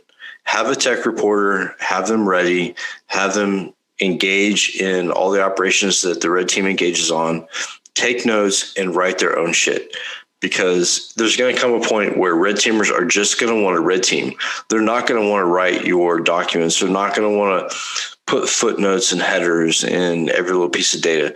They spend 24 hours a day researching vulnerabilities. They spend 24 hours a day rebuilding scenarios in their lab at home for free to exploit shit. So why not take a little bit of extra money that you're saving while these guys are up at midnight doing research, take that money you would pay them and buy a tech reporter and write good reports instead of relying on the guy who's been up for 2 weeks straight, 24/7 testing networks because there's only 2 red teamers available. I can't count how many corporations I've been involved with who don't hire a tech reporter, but hire a shit ton of red teamers. And then they're like, well, who's going to write the report? Well, dude, you've hired 15 hackers who really don't give a shit about the report and they want to test and help people. Hire somebody declarative, administrative that can take that data, siphon off, make sense of it, put it into a report and deliver it on time. Simple. It's one position. That's my rant. Yeah, I think that's extremely accurate, and I have the same view. If you count at the end of the year the amount of days you waste using these resources, red teamers, pen testers, they take 1 or 2 days for reporting, and they are not focused. So they are not focused on what is important. That is the threat, and you can. You can minimize that. That's a waste of time by using a tech reporter, or even there are tools that also will minimize the structure of reporting itself for the pen tester, so they can focus on the vulnerability writing and describing those instead of just needing to write a full document with summary for X amounts of teams and for developers, for the board of directors. And I see that happen again and again and again. And it's a single point of failure, right? So exactly. We think in different ways, right? We look at a picture from a different angle. And when you have us write a report, so a lot of companies keep pen testers, keep red teamers away from clients, right? We get the SOW, we get the engagement, the rules of engagement. We go, we do our thing, because a lot of us aren't that social. So when you take that same group of people and take this mountain of data and hand it off to that same person who's not that great at being social and tell them, write a report for the entire company, I'm surprised a lot more companies don't get the middle finger and people quit, because I know that's not my job.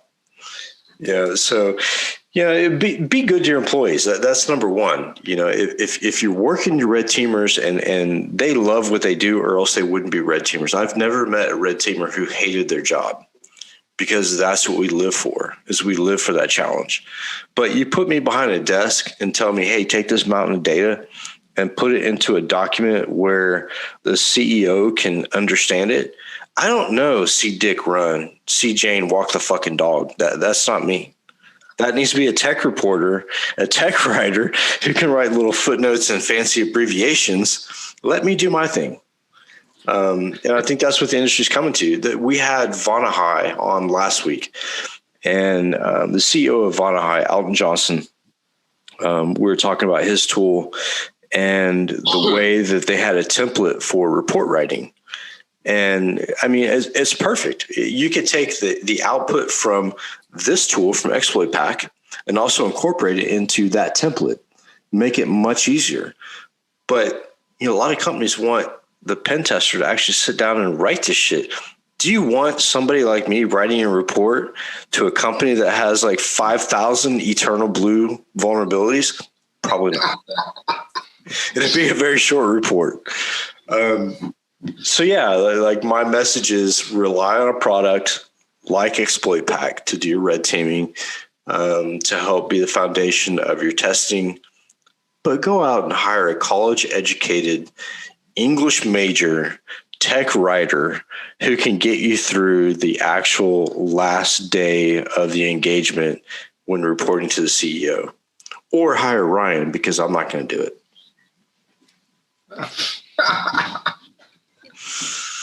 So that thank you. Yeah.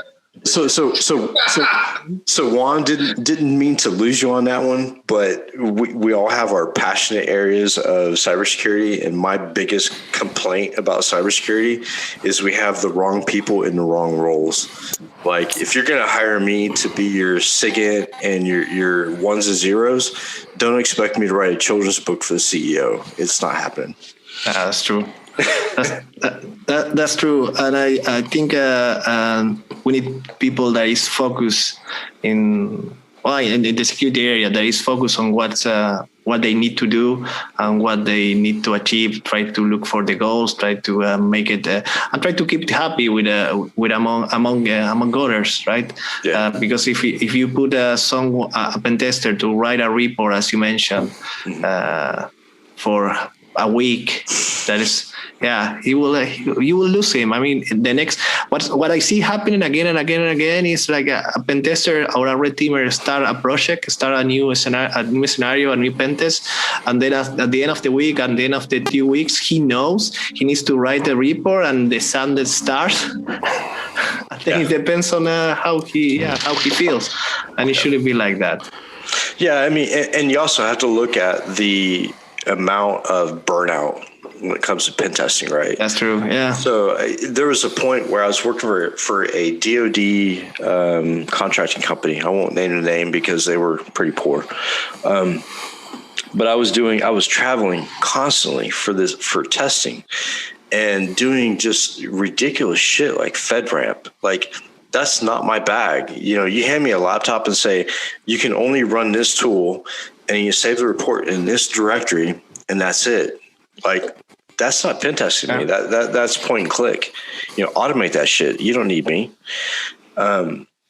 So I went from that, and I was doing like 50-page reports. And I don't know if any of you guys have done FedRAMP audits, but it's a huge checklist, and it takes weeks. And people can actually argue your findings. And so you have to go back and reprove the findings. So there's a lot of burnout when it comes to that. And report writing in general is just a pain in the ass. I provide the videos, screenshots, data, even raw scripts that I use to exploit services. But there should be a dedicated resource for that. And we have tons of tools. We have tools for testing, scanning, OSINT, exploitation. Why don't we have a tool specifically for taking that data and writing fucking reports? How come the industry is not caught up with that? Ryan, that's your next job. That's some, the interesting stuff. I was going to say, that's something I keep. Yeah. Yeah, that's something I keep thinking about as well. Just a way to make a tool to kind of streamline.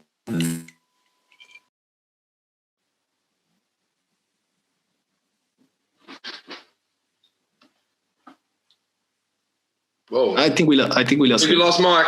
There we go. Yeah, I think I'm frozen for a sec. We did lose him. Oh, there he goes. Yeah, I'm back. There he's back. Welcome back, man. Yeah, government, they hate me. Yeah. From the FBI to USPS, it doesn't matter. Oh, okay. So, Juan, I want to thank you for jumping on and, living in a haunted house for us for an hour and a half. And you're welcome anytime. If you want to come into the Discord, we have a Discord. I'll make sure you get that link and we'll make you a op in Discord. And really, to be honest with you, it's just exposing people to applications, tools, different jobs they can get within the industry, and just a community. We share everything. We have a section for exploits. I do exploit videos once a week, put different exploits up and tools that I've messed with. And you're more than welcome to join anytime you want. I have utmost respect for the people who are developing tools for the next generation of cybersecurity. I had my time doing VAS and doing voice over IP, but my focus now is on giving back. And my point is bringing people like you on who are excited about what you do, have a great tool, have a great vision, and sharing that with people who are new to give them that same excitement and interest in what we do. So with that said, I've lost my chat window. Thanks to LTE and Verizon. If you guys have any more questions, feel free to fire away. I have the chat back up. Just want to thank. You're frozen, bro.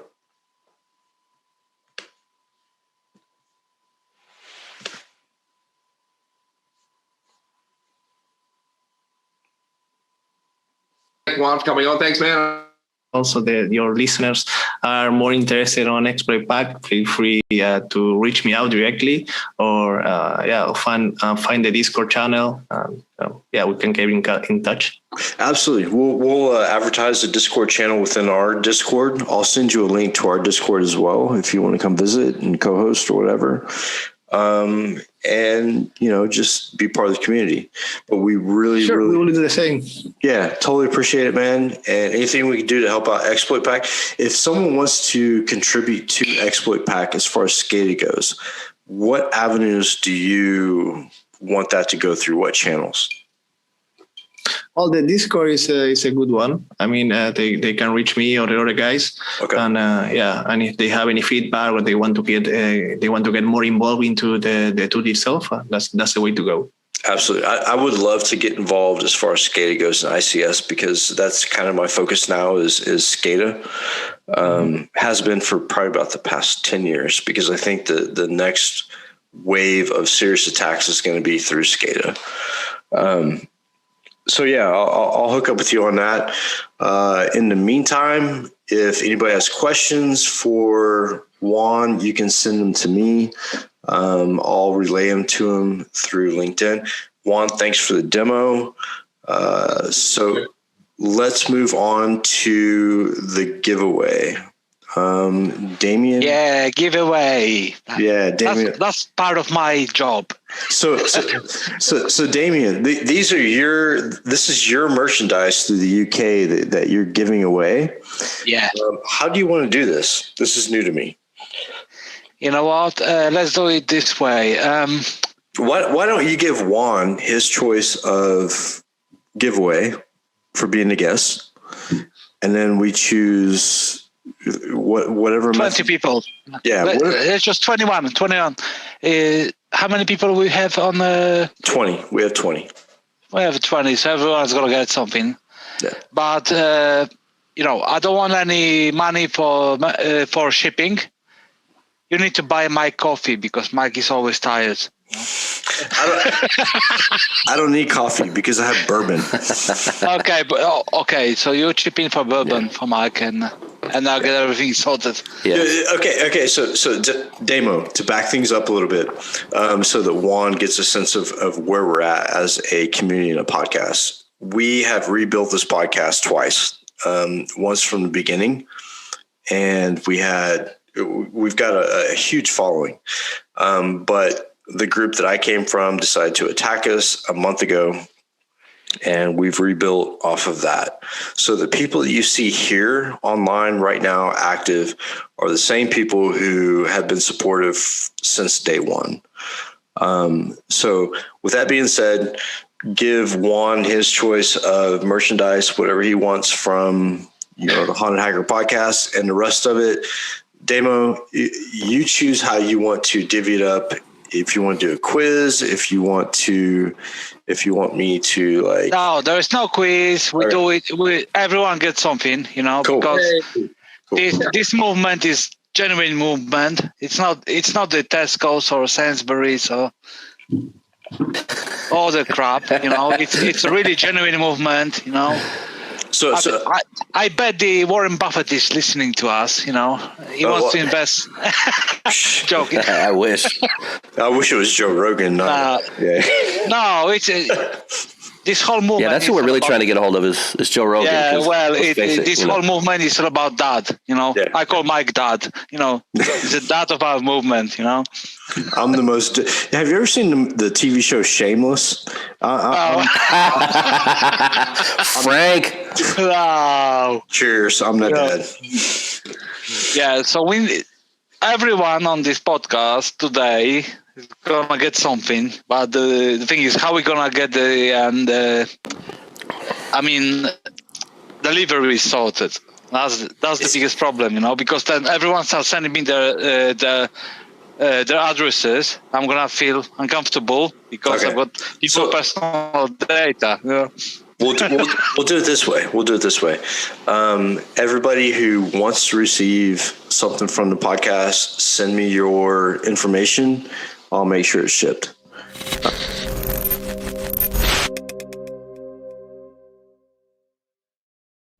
All right, welcome back, everybody. Next up, we've got our Something Old segment that features Dan Garfield, and he talks about GitOps, defining the future of application and infrastructure delivery, talking about GitOps, what it is, where we're seeing it, and what impact it's having on the industry, and whether it is the marketing spiel that that many people have thought it is.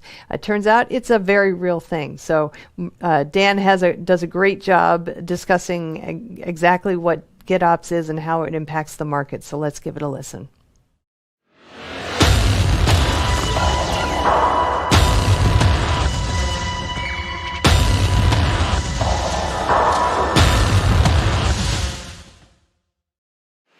All right, thank you for joining me for my talk on GitOps, defining the future of application and infrastructure delivery. Really excited to talk about GitOps. I'm very passionate about it. There's been a lot happening in this space, and I'm excited to get into it. First off, to introduce myself, my name is Dan Garfield. I am the Chief Technology Evangelist for CodeFresh, and I am also a member of the Forbes Technology Council and a Google Developer Expert, and recently one of the founders of the GitOps Working Group underneath the CNCF. You can follow me on Twitter at TodayWasAwesome. The main reason that I do talks is just because I want to get Twitter followers. I only have 1,200. People make fun of me all the time about it, so I really appreciate your help. Follow me on Twitter, but only if the talk is worthy, I suppose. And if we get into this and you find that you think I'm full of beans or you want to support what I have to say, by all means, reach out. I'd love to hear from you and have a follow-up conversation. So we're going to get into this. So first of all, one of the reasons that I'm passionate about this stuff at CodeFresh is because CodeFresh is a company where we focus on the the build and delivery loop. So the moment that people write code to the moment we get into deployment, this is the loop that we focus on, and we focus on making people more effective in that space. We're a DevOps automation platform designed specifically for that purpose. So we have been very interested in GitOps since its inception and wanting to get involved. Now, first of all, a lot of you are coming from the world of DevOps, and I can totally understand if you might be hearing about GitOps and thinking that's just marketing BS. It's happened before. There's been a lot of stuff out there, a lot of different ideas, but GitOps is the real deal. And my hope is that if you're coming to this talk today and maybe you're skeptical, that I will convince you that GitOps is something to pay attention to, and it's something that should be adopted because it's making a lot of ground and it's been so effective in so many companies. So GitOps isn't meant to be a replacement for DevOps. It's a tool that we can use to do DevOps more effectively. So that's the way that I would hope that you can think about it. GitOps is something that we can use to be more effective in building and deploying software. And so it's another tool in our tool belt of the world of DevOps. So it's not meant to be a competitor. I think it's meant to be a subset of DevOps. I want to start off by talking about Argo. Now, for those of you that are not familiar with Argo, Argo is a multifaceted project. The part that we're going to focus on today is Argo CD and Argo rollouts. This is a GitOps operator. This is actually a next-gen GitOps operator, and basically what it does is it enables you to set a component on your infrastructure that reconciles what's happening in Git with what's happening in your production. So I'll explain what that means, but before I do, Argo is a project that's part of the CNCF. It's currently in application for graduation, so we're hoping that we can announce that soon this year. And Argo CD has been adopted at companies across the world. We've seen it adopted by companies like Tesla, like Miriantis, like Carfax. Major League Baseball is using Argo CD. EA, the video game company, of course, for those that don't know it, and other video game companies, PUBG, which is another popular one.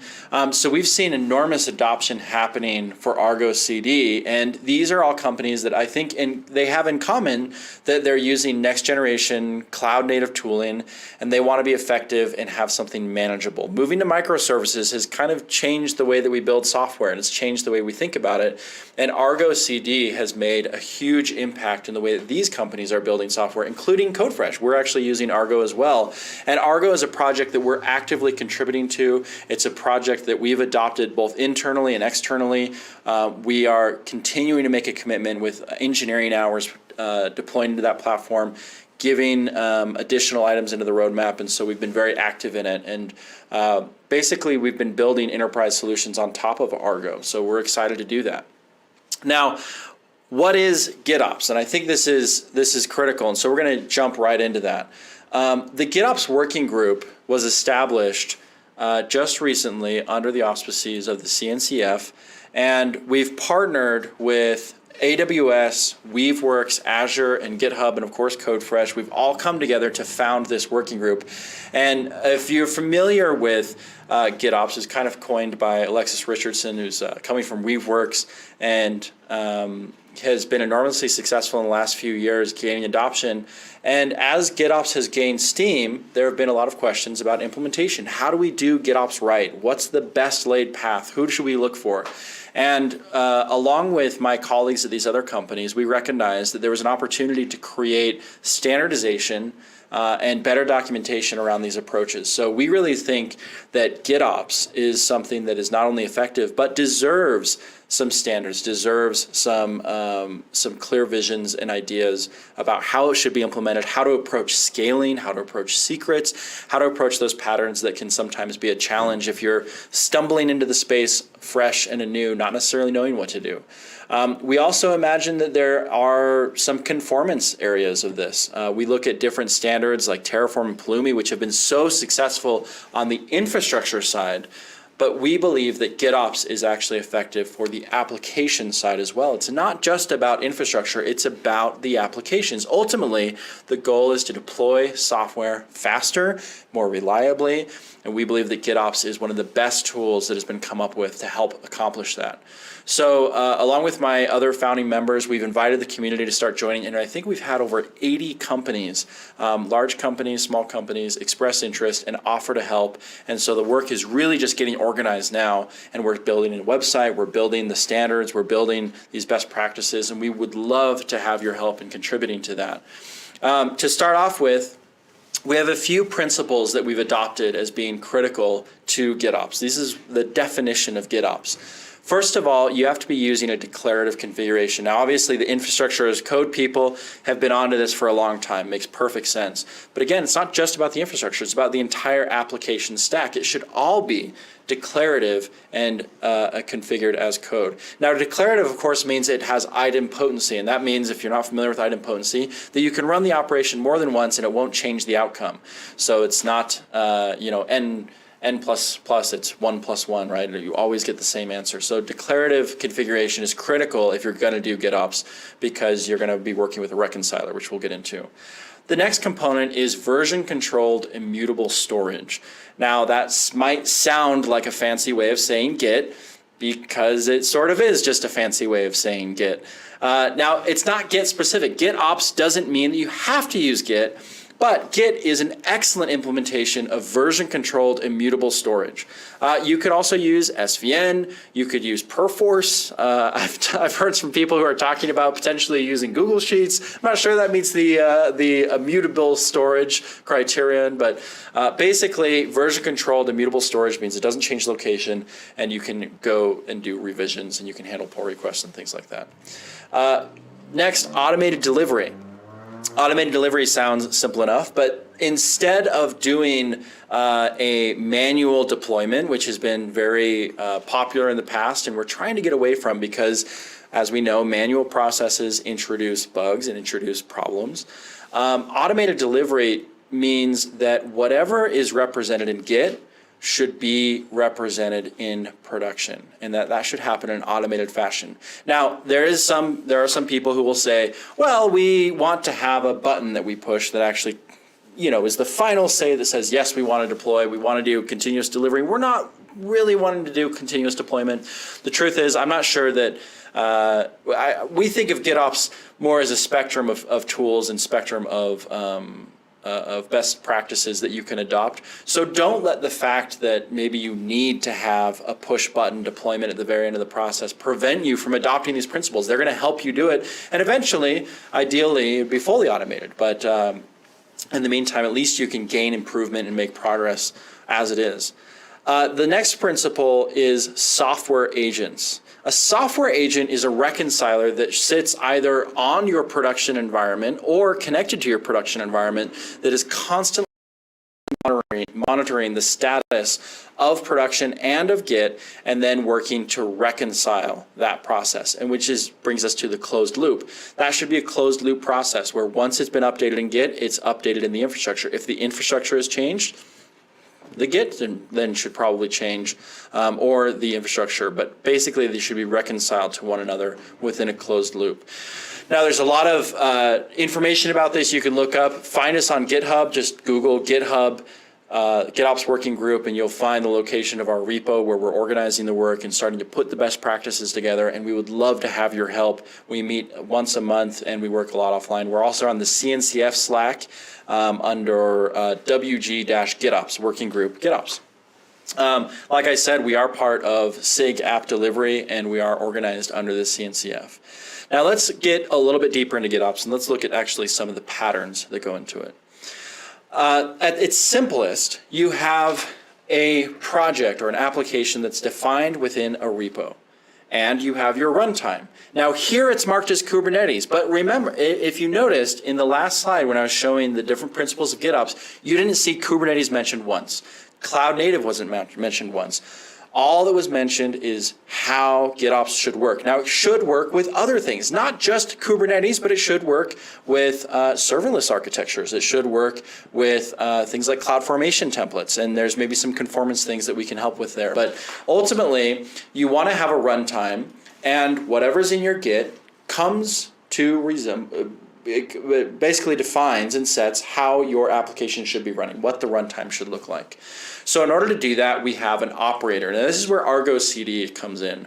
Argo CD is a deployment operator that's going to sit on your Kubernetes cluster, and it is going to be looking constantly at Git for changes and then trying to apply them to your runtime.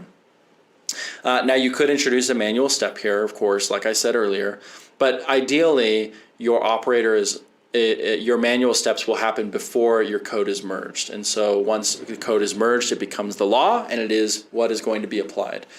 Some people have also talked about using artifacts as triggers. So maybe you push a new Docker image and this triggers things. I actually think this should take place in a slightly different location, and that is before. So here what you'll see is basically two repos. And this is the common pattern that our customers follow and we follow. We use a GitOps, we use a Git repo for our application code. Changes to that repo trigger a automated process that will build the artifacts that are necessary and generate the manifests that are then put into a pull request onto the runtime code. Once that runtime code pull request is approved, then the operator picks it up and deploys it. So you could have a process where you are serving up an artifact, and then this is triggering the configuration update, which then, of course, the operator picks up and reconciles. This pattern is proven and battle tested. It's being used at healthcare companies, it's being used in banks, it's being used in defense, it's being used in highly regulated industries, and it's been very successful. And it works across the way that we implement it works across large implementations with hundreds or thousands of instances across regions.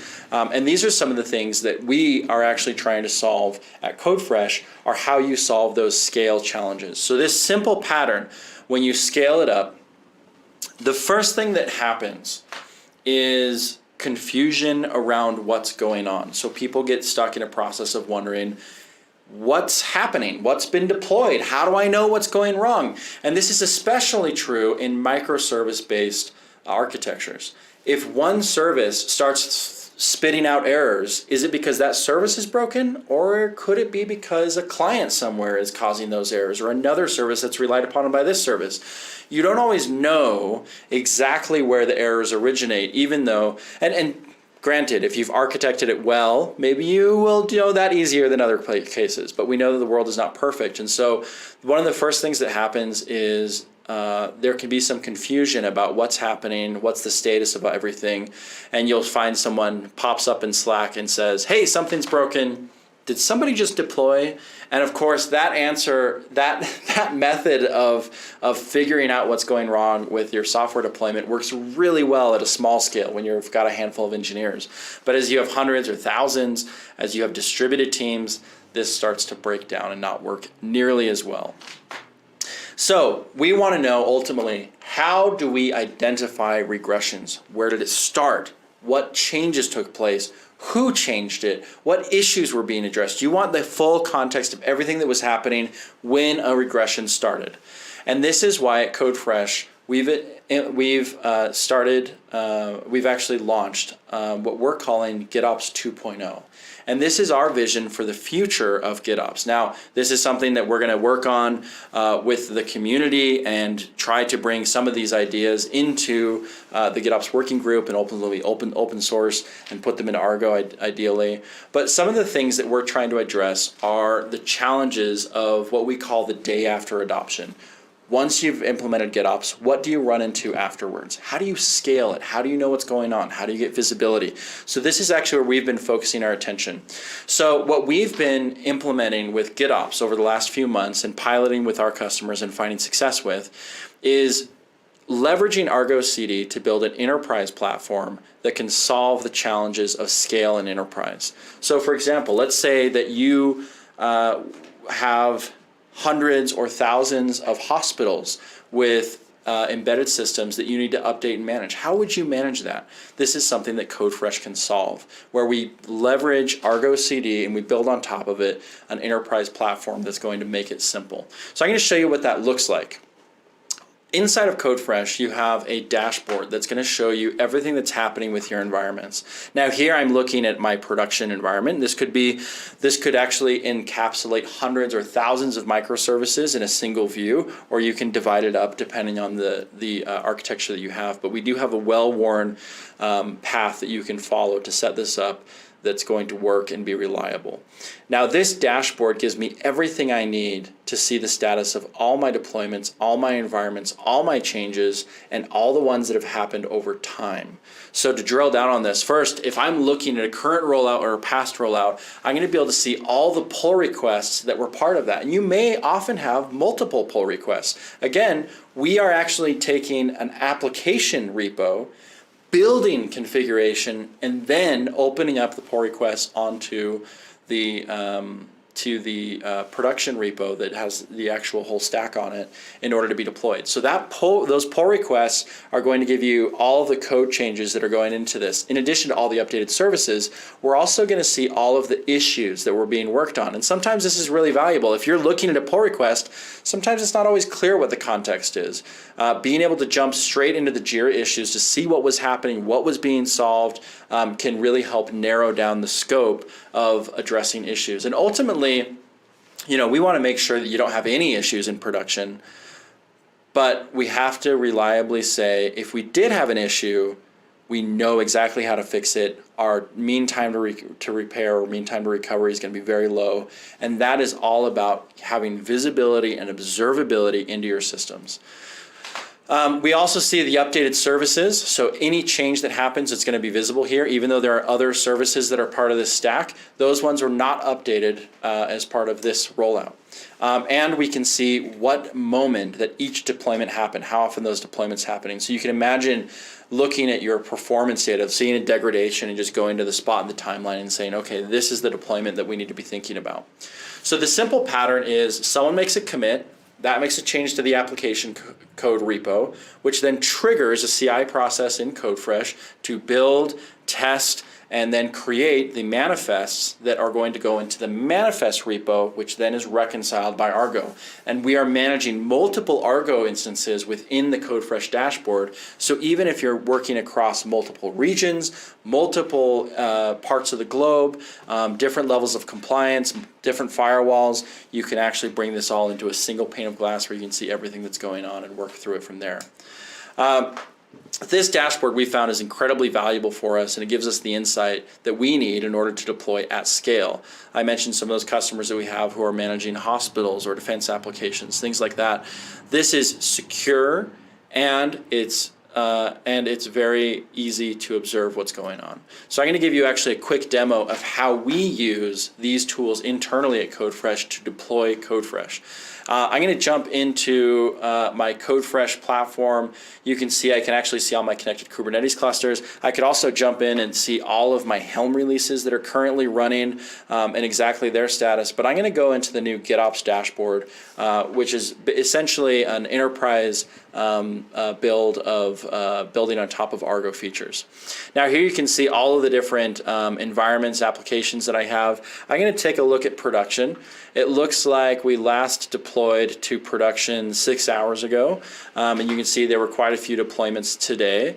I'm actually looking at this time period, but if you can imagine, if I were having an issue specifically for today, I'm going to drill down just to today and look at just those changes that have happened today. Let's expand this out and see all the changes. So you can see we roll out to production quite often. Now let's say I was experiencing an issue around 7 hours ago, and I can see that there are 3 deployments here. So I'm going to look at the first issue, the first rollout, and I can see that this one actually updated quite a few services. There are 3 different pull requests associated with this, and I could jump straight into those and actually see what code changes had happened. But I could also jump straight into the Jira issues and see exactly what was happening here. So this one is a forced restart of user's browser cache, so I could go look at that and understand what was going on. And if potentially this change had been causing an issue, I could actually go and roll back straight into the version that was previous. Now, my engineering team has asked me to please not do random rollbacks in the middle of the day for demo purposes. So we're going to respect their wish. I'm not going to perform the rollback, but this would essentially update the version, the desired version from Git, and sync it onto the cluster as it was. So we could avoid any potential service degradation there. I can also see who all the committers were. So if I had a question, I could actually jump into a room, not with a bunch of random people and asking who could help, but I could actually jump straight to those people and ask them for their help in diagnosing what might have gone wrong.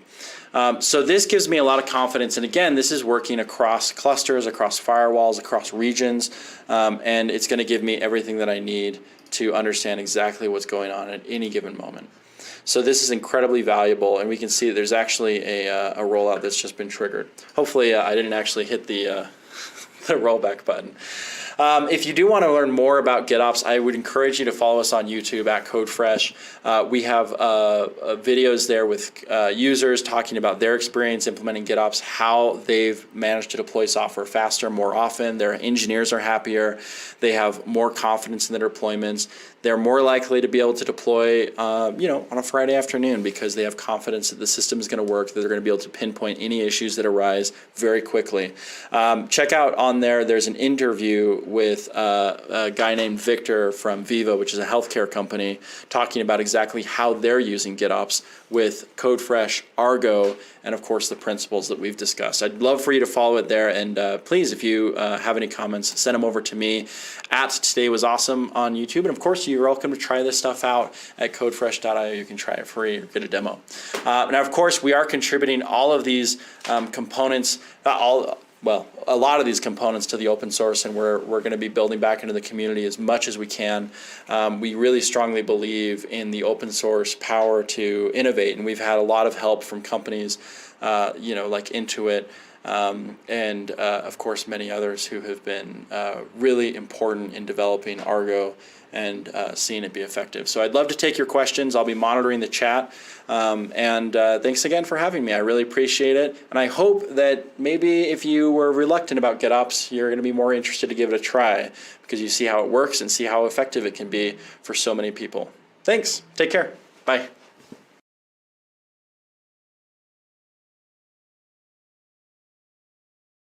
Hey everybody, happy Thursday. This is Charlene O'Hanlon, and I'm here now with the Thursday edition of our headlines. First up on DevOps.com, we have the next article in a series of languages and DevOps. Last week, Don Mcgee looked at the embedded space. This week, he looks at web development languages, specifically using various languages in a DevOps environment, which has become standard for web apps more than any other type of development.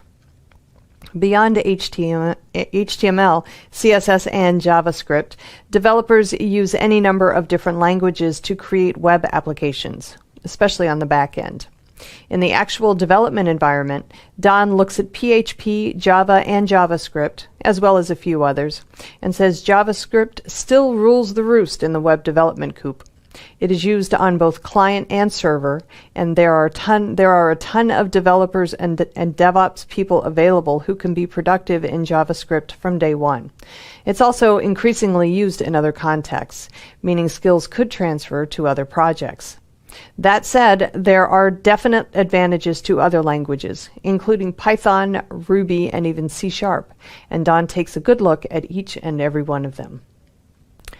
We also have news of a new consortium devoted to value stream management. The Value Stream Management Consortium, or VSMC, will create an open community around which organizations that are seeking to expand DevOps workflows and processes across functions and organizations can more easily collaborate. It is being chaired by Helen Beale, who is also the chief ambassador at the DevOps Institute, and has the backing of organizations including Digital.ai, HCL Software, Platora, ServiceNow, and TaskTop. We have covered the topic of value stream management extensively on DevOps.com through articles, webinars, and the like, so it's not an unknown idea in the DevOps space. Simply put, value stream management enables organizations to measure the impact of actions in the development process on the business as a whole. And while on the surface it makes a lot of sense to understand the business impact of a missed software development deadline, for example, the number of organizations that have fully embraced the concept remains relatively small. Beal said that's because it requires a level of collaboration among release managers, DevOps managers, and product managers, as well as IT and business leaders. Initially, the VSMC will function as a central hub of information and education pertaining to value stream management. Ongoing research will track how organizations measure value, and eventually the VSMC will provide certified training. Also on DevOps.com, we have an article that looks at how organizations can build actionable logging systems. Logging is often considered an automatic process that doesn't require much thought. It's often assumed that logs have information that IT organizations need. But that's not always the case. That's why it's important to think through a logging strategy and architecture for troubleshooting and performance efficiency. Actionable logs provide enough information, enough detail, and enough history to ensure you can use the logs to get something done. This article looks at 3 main considerations to keep in mind when building actionable logs, as well as some next-level considerations, including structure and security. Armed with the right information, logging becomes a great way to communicate across teams and organizations to ensure organizations build and deliver the best product available. All right, over on Container Journal, we have an article that looks at insecure defaults and their threat to Kubernetes environments. Secure by default settings make it easier and safer to onboard cloud-native technologies, and most default security profiles and configurations are often solid. Others, well, not so much. In this article, Bill Dorfeld takes a look at the Cloud Cyber Resilience Report recently released by Accurix, which found some really interesting things that organizations should keep in mind regarding the security of their Kubernetes environments. For one, insecure defaults make up nearly half of security violations in Helm charts commonly used within Kubernetes. And 1 in 4 security violations can be traced to poorly configured managed service offerings. There are lots of other interesting data points throughout the article, but they all point to the fact that organizations need to be more aware of the many ways their Kubernetes environments can be vulnerable to attack, and what they could do now to reduce their risk. And in the news, Red Hat has partnered with Mavenir to enable developers to employ the Red Hat OpenShift platform, which is based on Kubernetes, to build container network functions for open radio access networks. Open RAN platforms are at the core of both 4G and 5G wireless networks, which many organizations are eyeing as they look to push applications to the network edge. Carriers need CNFs and platforms based on Kubernetes to orchestrate and spin up or down network services to enable those applications. In many ways, carriers are moving down the same virtualization track as enterprise IT organizations.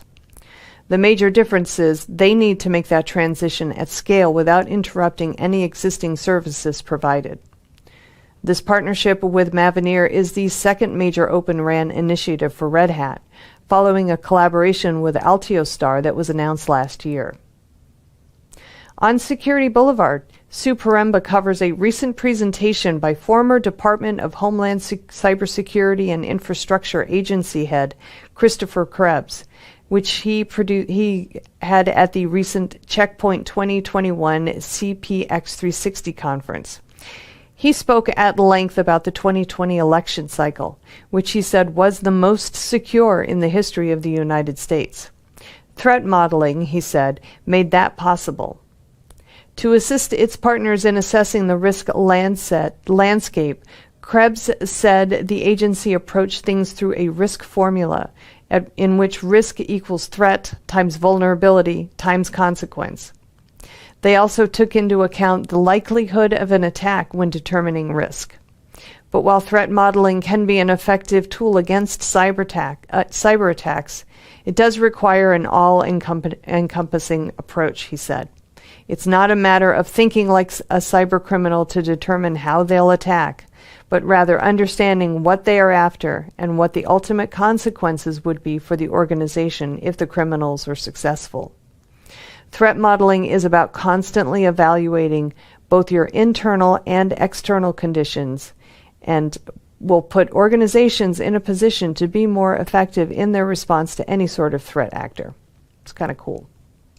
All right, and finally, we delve into the recent actions by Twitter to ban a whole passel of accounts from its platform, including those determined to be associated with the Russian government and the well-known disinformation machine Internet Research Agency.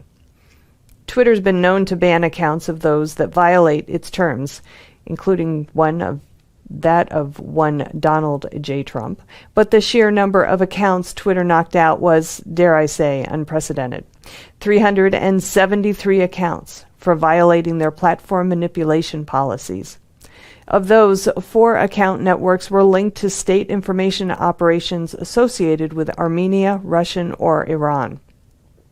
Christopher Burgess points his microscope at the Russian accounts that were targeted, including a network of 69 fake accounts that can be reliably tied to Russian state actors, and 31 accounts from 2 networks that show signs of being affiliated with the Internet Research Agency and Russian government-linked actors, according to Twitter. Their actions reflect what Christopher wrote in a 2017 blog post, in which he pointed out 4 key performance indicators Russia was using to measure its success against in social media. Those KPIs are listed in the blog post as well. It's a fascinating look at the disinformation machine and how it continues to sow disruption, and our efforts to stop it. All right, that's it for today's headlines. Check back with me on Monday when I'll have a fresh new batch for you. Until then, have a great day, everybody, and please stay safe. This is Digital Anarchist. Hey, everybody. Welcome back to TechStrong TV. I am Charlene O'Hanlon, and I am here now with Suri Bayochi, and I think I got that right. I hope I did. He's co-founder and CTO of Reblaze. Suri, thank you so much for joining me today. I appreciate it. Thanks so much. Thank you so much, Charlene, for having me. Great. Let's talk about Reblaze, first of all. Can you tell me a little bit about your company? Oh, yeah. So we started the company back in 2011, got our product ready for the market in 2012 from a company. Simply since doing pretty much the same thing, just improving the techniques and the technology we use, providing a comprehensive web application security platform. Our solution is a cloud-based solution, runs in the cloud, recently even cloud native, meaning you can easily and natively integrate it within your cloud infrastructure, whether you're running in the cloud or not, but it will just live in the cloud as a native resident and leverage everything cloud has to offer for better, more precise, and quicker security detection and reaction. Awesome. Sounds like great technology. And I've been really kind of fascinated and kind of maybe which is kind of weird to say that, but everything that's been happening in the cybersecurity space since the onset of the pandemic, and even before that, it seems like we are seeing the rules around cybersecurity changing almost daily with the amount of ransomware and other threats to corporate networks that are taking place, and really we've had an increased focus on DevSecOps, as well as just making sure taking the steps to make sure that applications are designed with security in mind.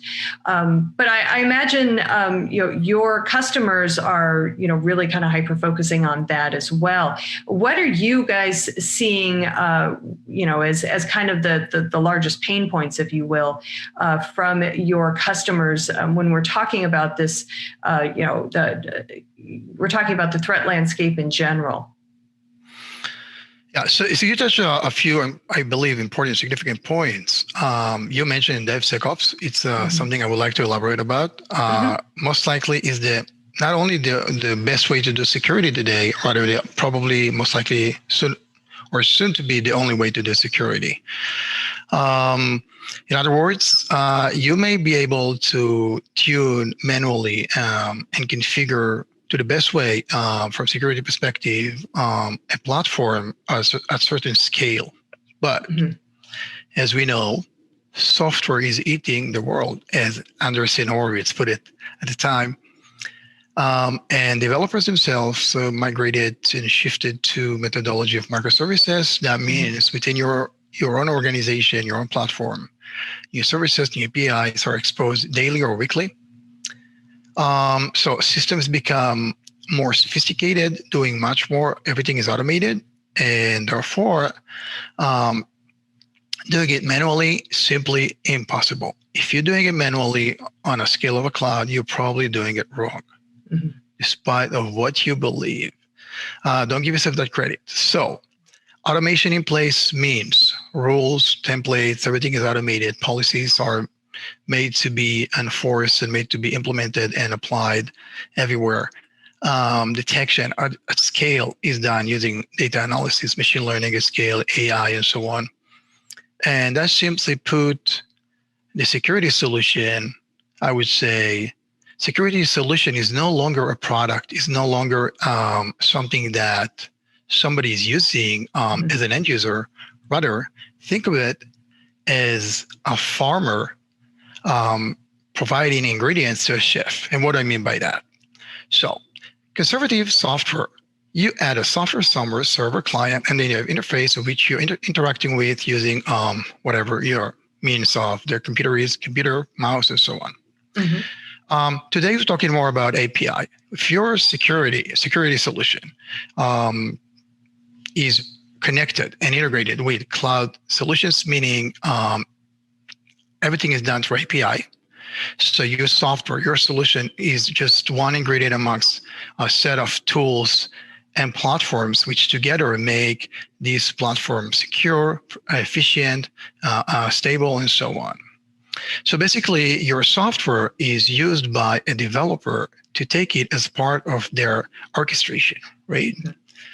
So in that way, the focus on the developer.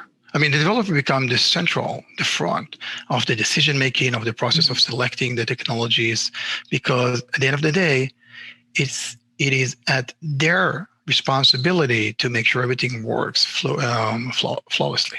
Right? Yeah.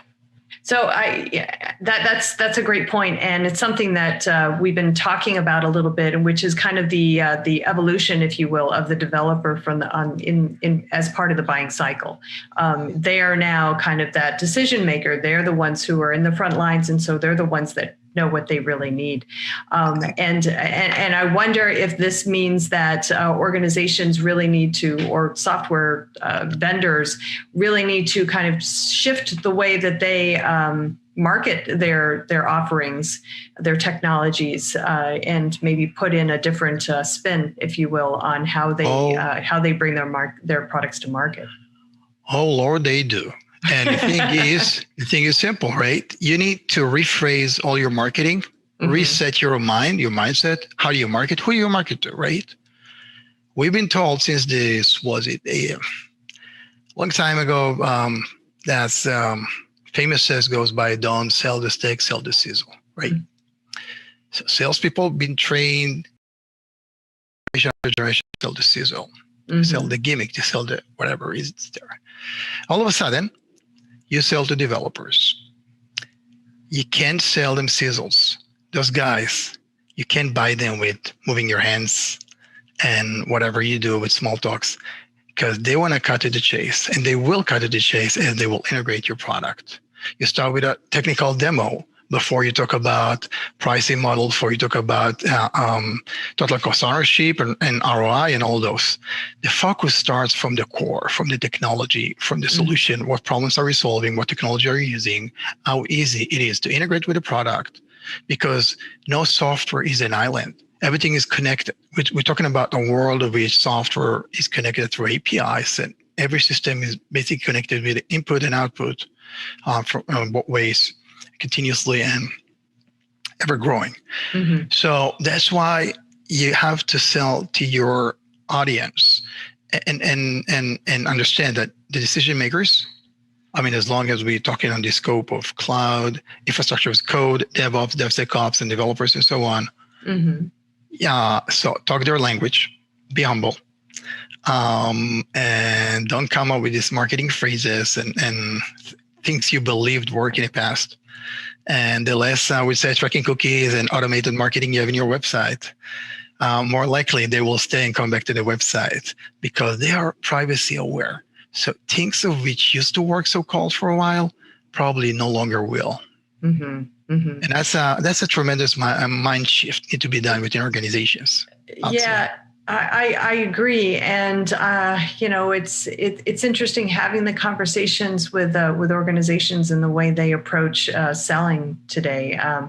One of the things that I've been kind of noticing is those organizations that are able to show the value not only in their own product but how well it works with and integrates with other products.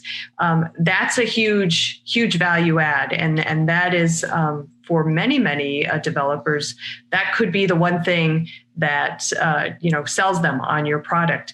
But when we're talking about that, are there certain things that organizations, vendors really need to consider when they are speaking with developers or selling to developers or those people who are now kind of making those decisions around the technology? Are there certain things that need to be considered? Well, if we will take this one step farther, right? When you understand developers or your audience, they're the decision makers. Those are the audience you need to talk to and convince and buy their trust. Probably open source would be a much better starting point for a conversation versus proprietary software. And people, used to think on open source at the beginning of the days in like Silicon Valley, I would say early 70s and 80s. Open source seems like a very far-fetched idea, radical, counterintuitive. But then again, you take a software that involved within your infrastructure, becoming part of your supply chain. And in open source, not only that you have access to the code, and by the way, most of the developers, 95% of your users will never look at the code. They don't have the time. They're not interested in the code you're writing. What they will look at are the testing suites and the testing tools you have in place. How well this product is tested. Do you have automated testing in place?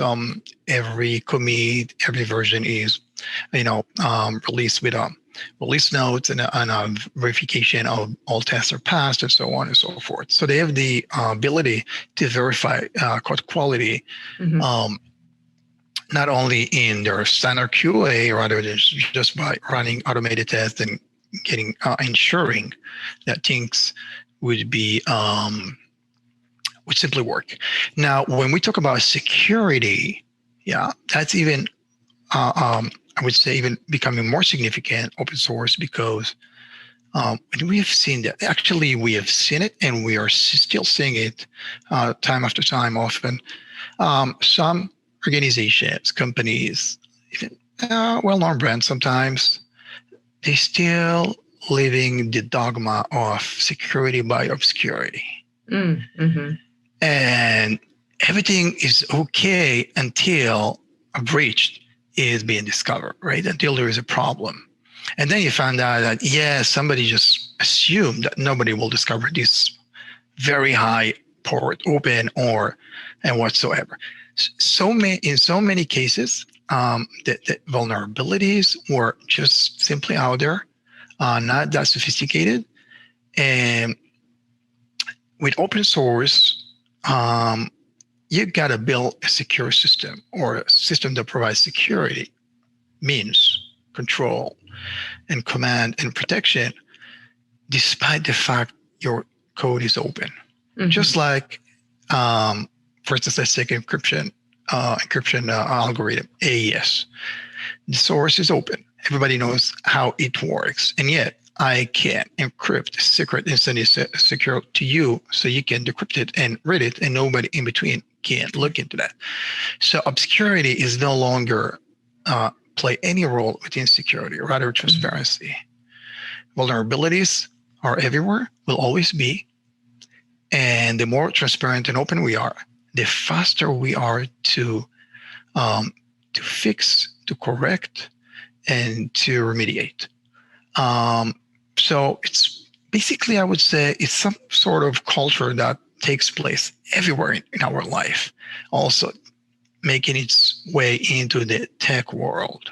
Mm-hmm. Transparency, openness, making all the relationships, so-called, much, much better, healthier, and more sustainable. All right. Great. It's always fascinating to have the conversations with folks about cybersecurity and where the pain points are with developers, and certainly the conversation around how to speak to developers who are also the new buyers is a great one to have. So, Suri, thank you very much. I really do appreciate your time and your expertise in this area, and best of luck with you and your company. And please, whatever you do, stay safe. Thank you very much, Charlene. It's been a pleasure. Great. All right, everybody, please stick around. We've got lots more TechStrong TV coming up, so stay tuned.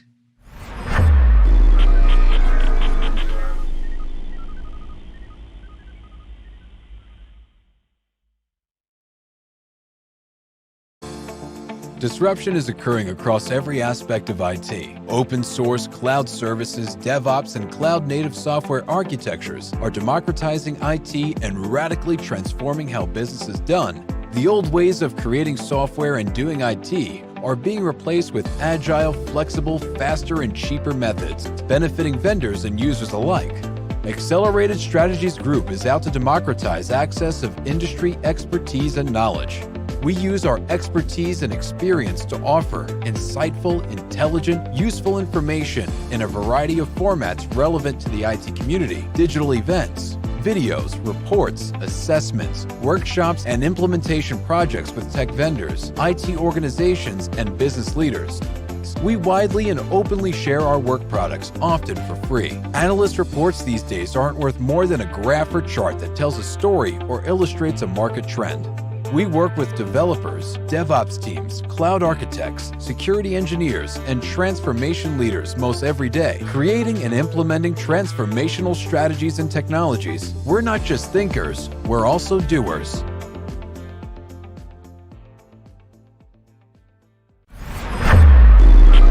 This is Digital Anarchist. Hey, everybody. Welcome back to TechStrong TV. I'm Charlene O'Hanlon, and I am here now with Chris Triolo, who is the VP at FireEye. Hey, Chris, how you doing? Thanks so much for joining me today. Absolutely. Thanks, Charlene. I'm doing well. All right. So I want to talk to you a little bit about a report that you guys, I think you commissioned through IDC or something along those lines, but it's called the Voice of the Analysts report. And it takes a look at security analysts and basically what they're dealing with on a day-to-day basis. And so I'm wondering if you can kind of walk me through what you guys set out to do with this report, and what you guys kind of noticed from the results of the report. Yeah, sure. What's really interesting about this report is it's the voice of the analyst, right? It's talking to the practitioners, the people that are doing the work, getting that ground truth, quote unquote, right? And so it's always interesting to hear from them and their perspectives. And we're talking to folks in the SOC and trying to get an understanding of what is life like for the analyst. And turns out it's a pretty tough job, and that comes across, pretty well in this report. So did you guys just look at a particular time period, like pre-pandemic, post-pandemic, during the pandemic, or what was the time period that you guys looked at? Yeah, this report actually did come during the pandemic timeframe. Mm-hmm. So I think, that is definitely sort of the backdrop to what's discussed, what some of those findings were. Mm-hmm. And yet, regardless if you're working from home or working in a physical SOC, I think a lot of the feedback is probably going to be, pretty consistent. But that was a really interesting thing that happened this year with the pandemic, or actually last year now, right? Mm-hmm. Where, security operations centers, they had to send their people home. Right. And everybody had to start working from home. And this is a job that's traditionally done in person. It's done usually in like a secure facility where, there's no windows and everybody's locked in. And it is really a collaborative type job. Although you have analysts that are, looking at their monitors, their screens all day. Mm-hmm.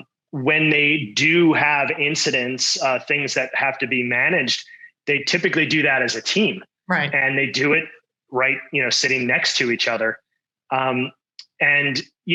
Also analysts, they require training, they require mentoring.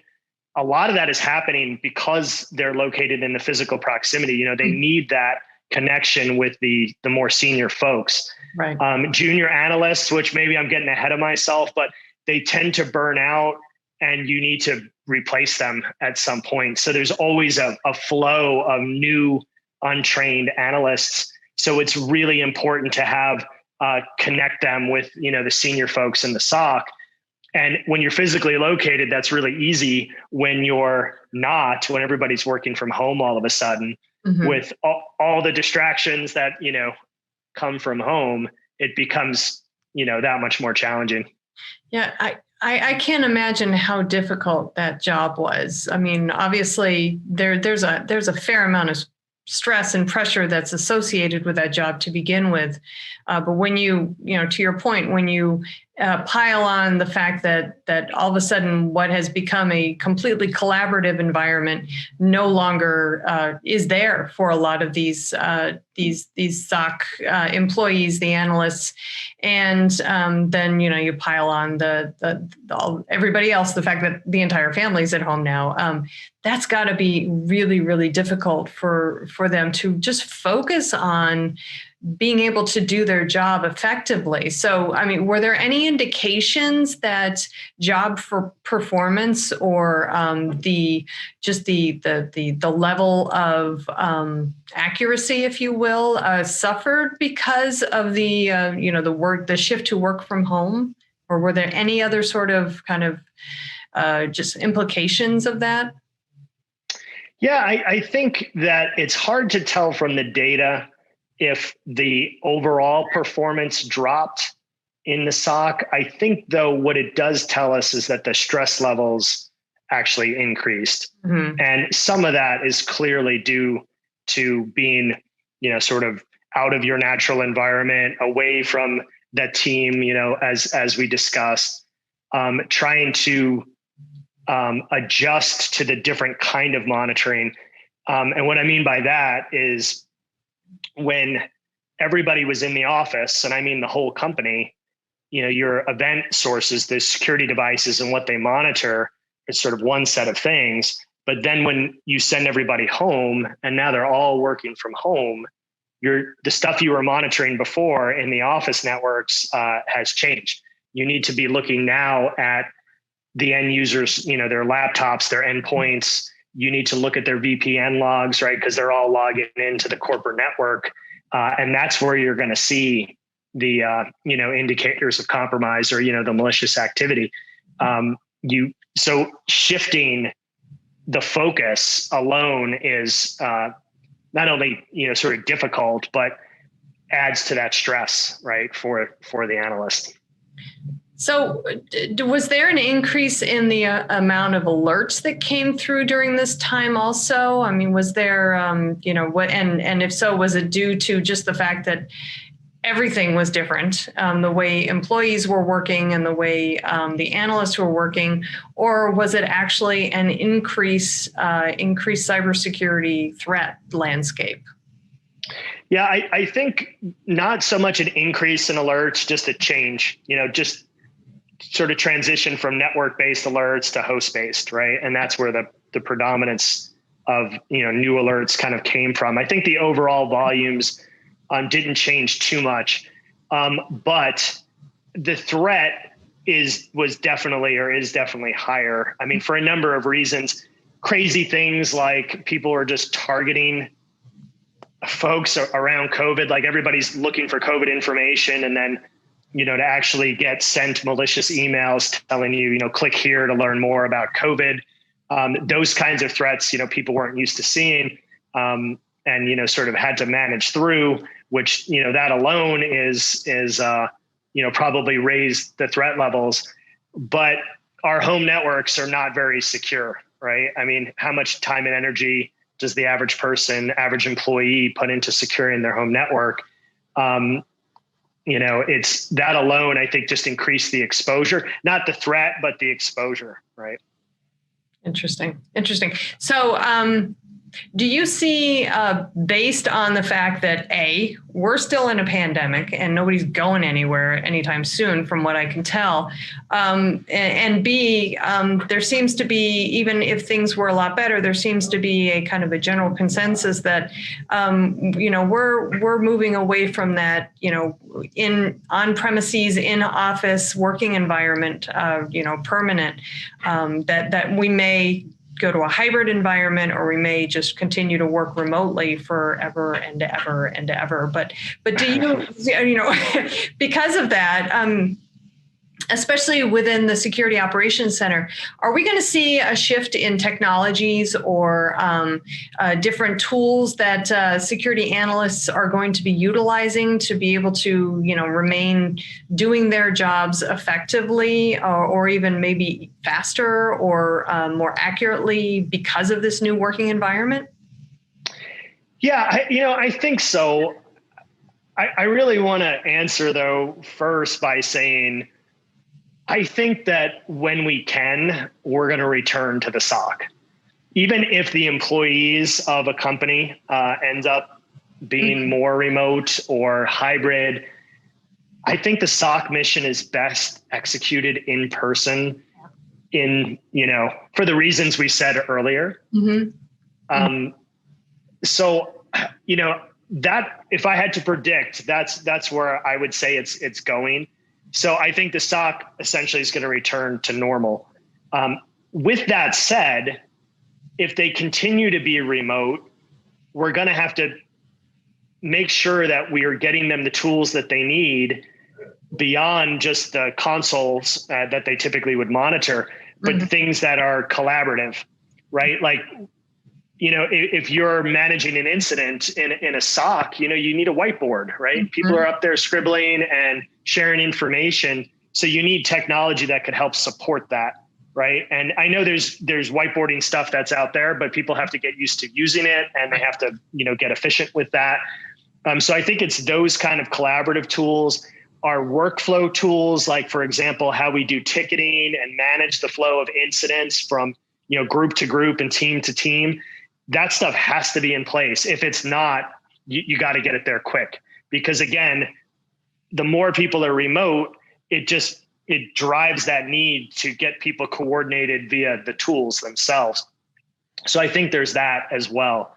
And then, as I said earlier, the monitoring changes. If everybody's going to be home, the things that you would actually typically monitor would change. You're looking more at endpoint. You're looking at how employees are accessing the network via VPN logs or the cloud logs and things like that. So it changes the emphasis. Yeah, I still think, we're 10 months into this pandemic, and nobody really has a good idea of when it's actually, when we're going to be at a point where we can kind of resume a normal pace of life. But I do think that it has changed the way we work and we approach security, certainly for the better. And so I think if anything, I think the pandemic has made people more aware of cybersecurity and the number of threats out there and the types of threats that are out there.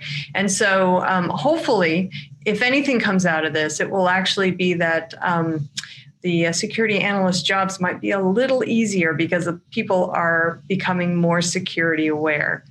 That's my hope, at least. That is a good, that's something good to hope for, to wish for. I tend to agree with you. I think that the more folks are aware of these things, just being exposed to it, we are going to get better. We're naturally going to get better. I have all kinds of friends and family members who reach out to me and say, should I click on this link? Right. Mm-hmm. And that's a huge improvement, right? They used to just click on the link. Now they see it, right? They're suspicious of it. I think, as a society, we are all getting a lot more comfortable with that. And we're seeing, those changes and I don't know, but it's always going to be the cat and mouse, right? There's always going to be the new techniques that attackers are going to use to try to break through our defenses. Yeah, well, we do what we can, right? And hopefully just because folks are more security aware, hopefully their spidey sense will be a lot more active with these potential threats, both existing and newer ones. So, but maybe call me the eternal optimist, for the silver lining. But Chris, thank you so much for taking the time and talking about the report with me and the Security Operations Center and during the time of pandemic. And hopefully this time next year we'll be having a much different conversation. Thanks, Charlene. It's good talking to you. All right, great. All right, everybody, please stick around. We've got lots more TechStrong TV coming up, so stay tuned.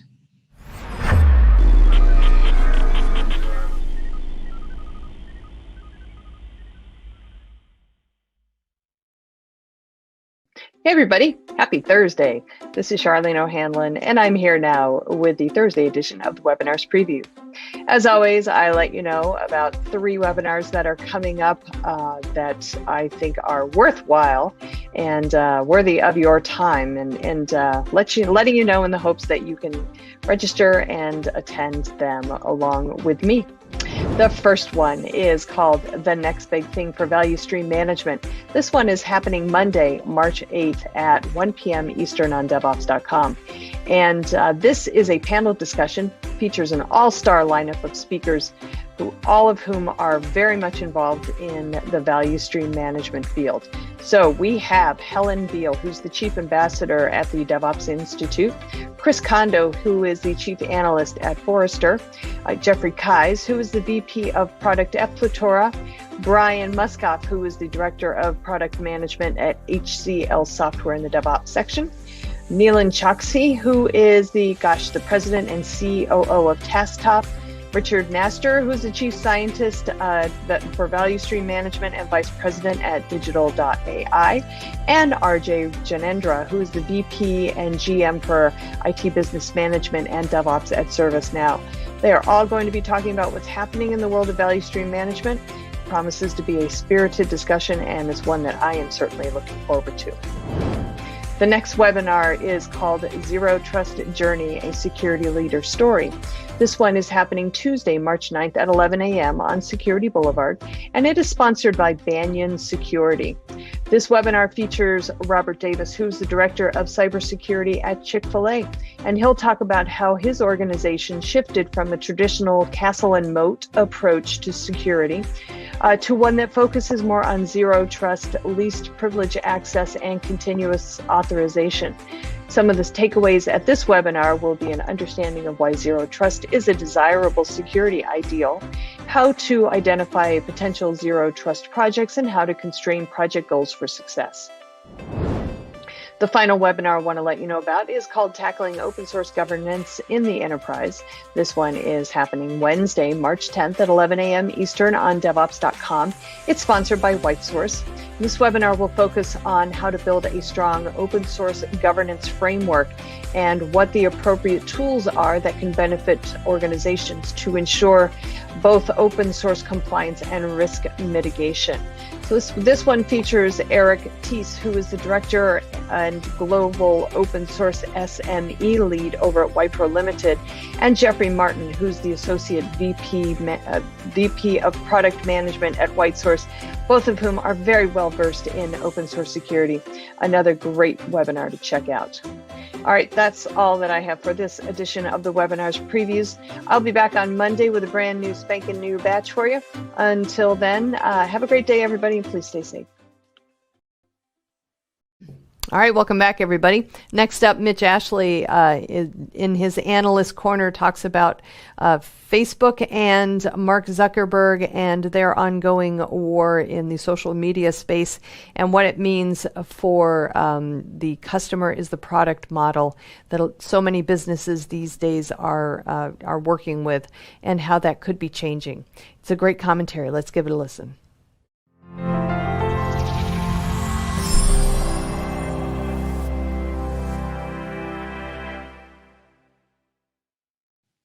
Welcome to Analyst Corner. Mitch Ashley, CEO with Accelerated Strategies.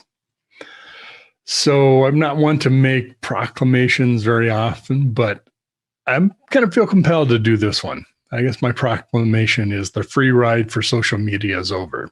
What do I mean by that? Well, it's been a kind of long journey for me. I've stopped using Facebook, Instagram, those kinds of things, and really only a few very specific services like LinkedIn. Who knows what will happen there too, but I've turned off my Facebook account. The lack of integrity with Facebook is something I really struggle with. And I think, it's interesting because Facebook seems to be at the pinnacle. You could say Twitter is, but because of their more quick reaction to the political issues around fake news and incorrect content, they were more proactive and more specific about that. Facebook doesn't want to change. They want to leave their platform as is. They want to be able to track everything that we do, provide any and all data to advertisers that they want, and really subvert the privacy efforts, the momentum of that's clearly moving in the other direction. Facebook recently lost, just in the last couple of weeks, a privacy lawsuit in Illinois, which I didn't know this, but apparently Illinois has some of the toughest privacy laws in the U.S. And I know they also have a suit in Redwood City. Actually, the lawsuit in Illinois was about facial recognition on photos on your mobile device. And the suit in Redwood City, California, was overuse of biometric information and not having permission from users to use that information. So and then of course there's Australia and the payment for content that's happening now in Europe, coming up there. Facebook is just under attack from multiple fronts, and at the same time pushing back and trying to advocate for this total lack of privacy. We can use your information whatever we want, and we don't want restrictions from Apple's platform or anybody else. By the way, talk about an absurd fight to take on Zuckerberg versus Cook, Facebook versus Apple. I have no doubts who would win that battle. And Zuckerberg's comments of inflicting pain on Apple, sound more like some teenager who's frustrated with someone else that they've got a beef with. The ad campaigns against Apple, all of that kind of thing. But, the new release of Apple iOS, I think it's 14.4, that has the privacy identification, says these are the things that S app may use in terms of using your information. So you could decide if you want to use that app. Maybe you do want to use the Google app, who has conformed, by the way, to the new privacy disclosure in iOS 14. And as far as I know, Facebook hasn't yet. But that's the way it's going. And then you can choose. I'm going to use Google's app to get to Gmail, or I'm going to use somebody else's that maybe doesn't use that, or maybe it still does on the back end. We'll see. My point being is, I think all the information about managing or manipulating the feed that comes over social media, all of those things have really, I think, brought harm and sort of taken the luster off of social media. It's not as altruistic as it once seemed. And I think people will begin to pull back and want to maintain more of their privacy over time. Who knows? I could be wrong. Maybe we are the product and we should just, give up and go on with it. I'm not going to. And I doubt that a lot of us will over time. I think more and more of us will put err on the side of the platform and software and services that maintain our privacy and give us some reasonable control, if not at least information about how our privacy, our information is being used. So stay tuned. We'll see how much pain is inflicted on Apple. 0. I don't think that's going to be a big win for Zuckerberg or Facebook, but I've been wrong before. So thanks for listening. I'm curious if you're re-examining your social media use and kind of how, if the bloom is off the rose of social media, and what you might be doing something a little differently. My dogs agree with me. Thanks for listening today.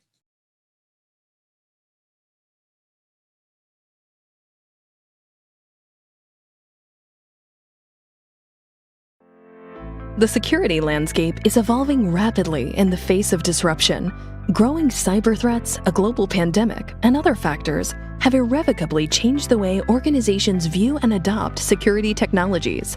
Cybersecurity 2021, the new normal, will bring together thought leaders, security experts, and IT professionals in the new security landscape and what's ahead in the years to come.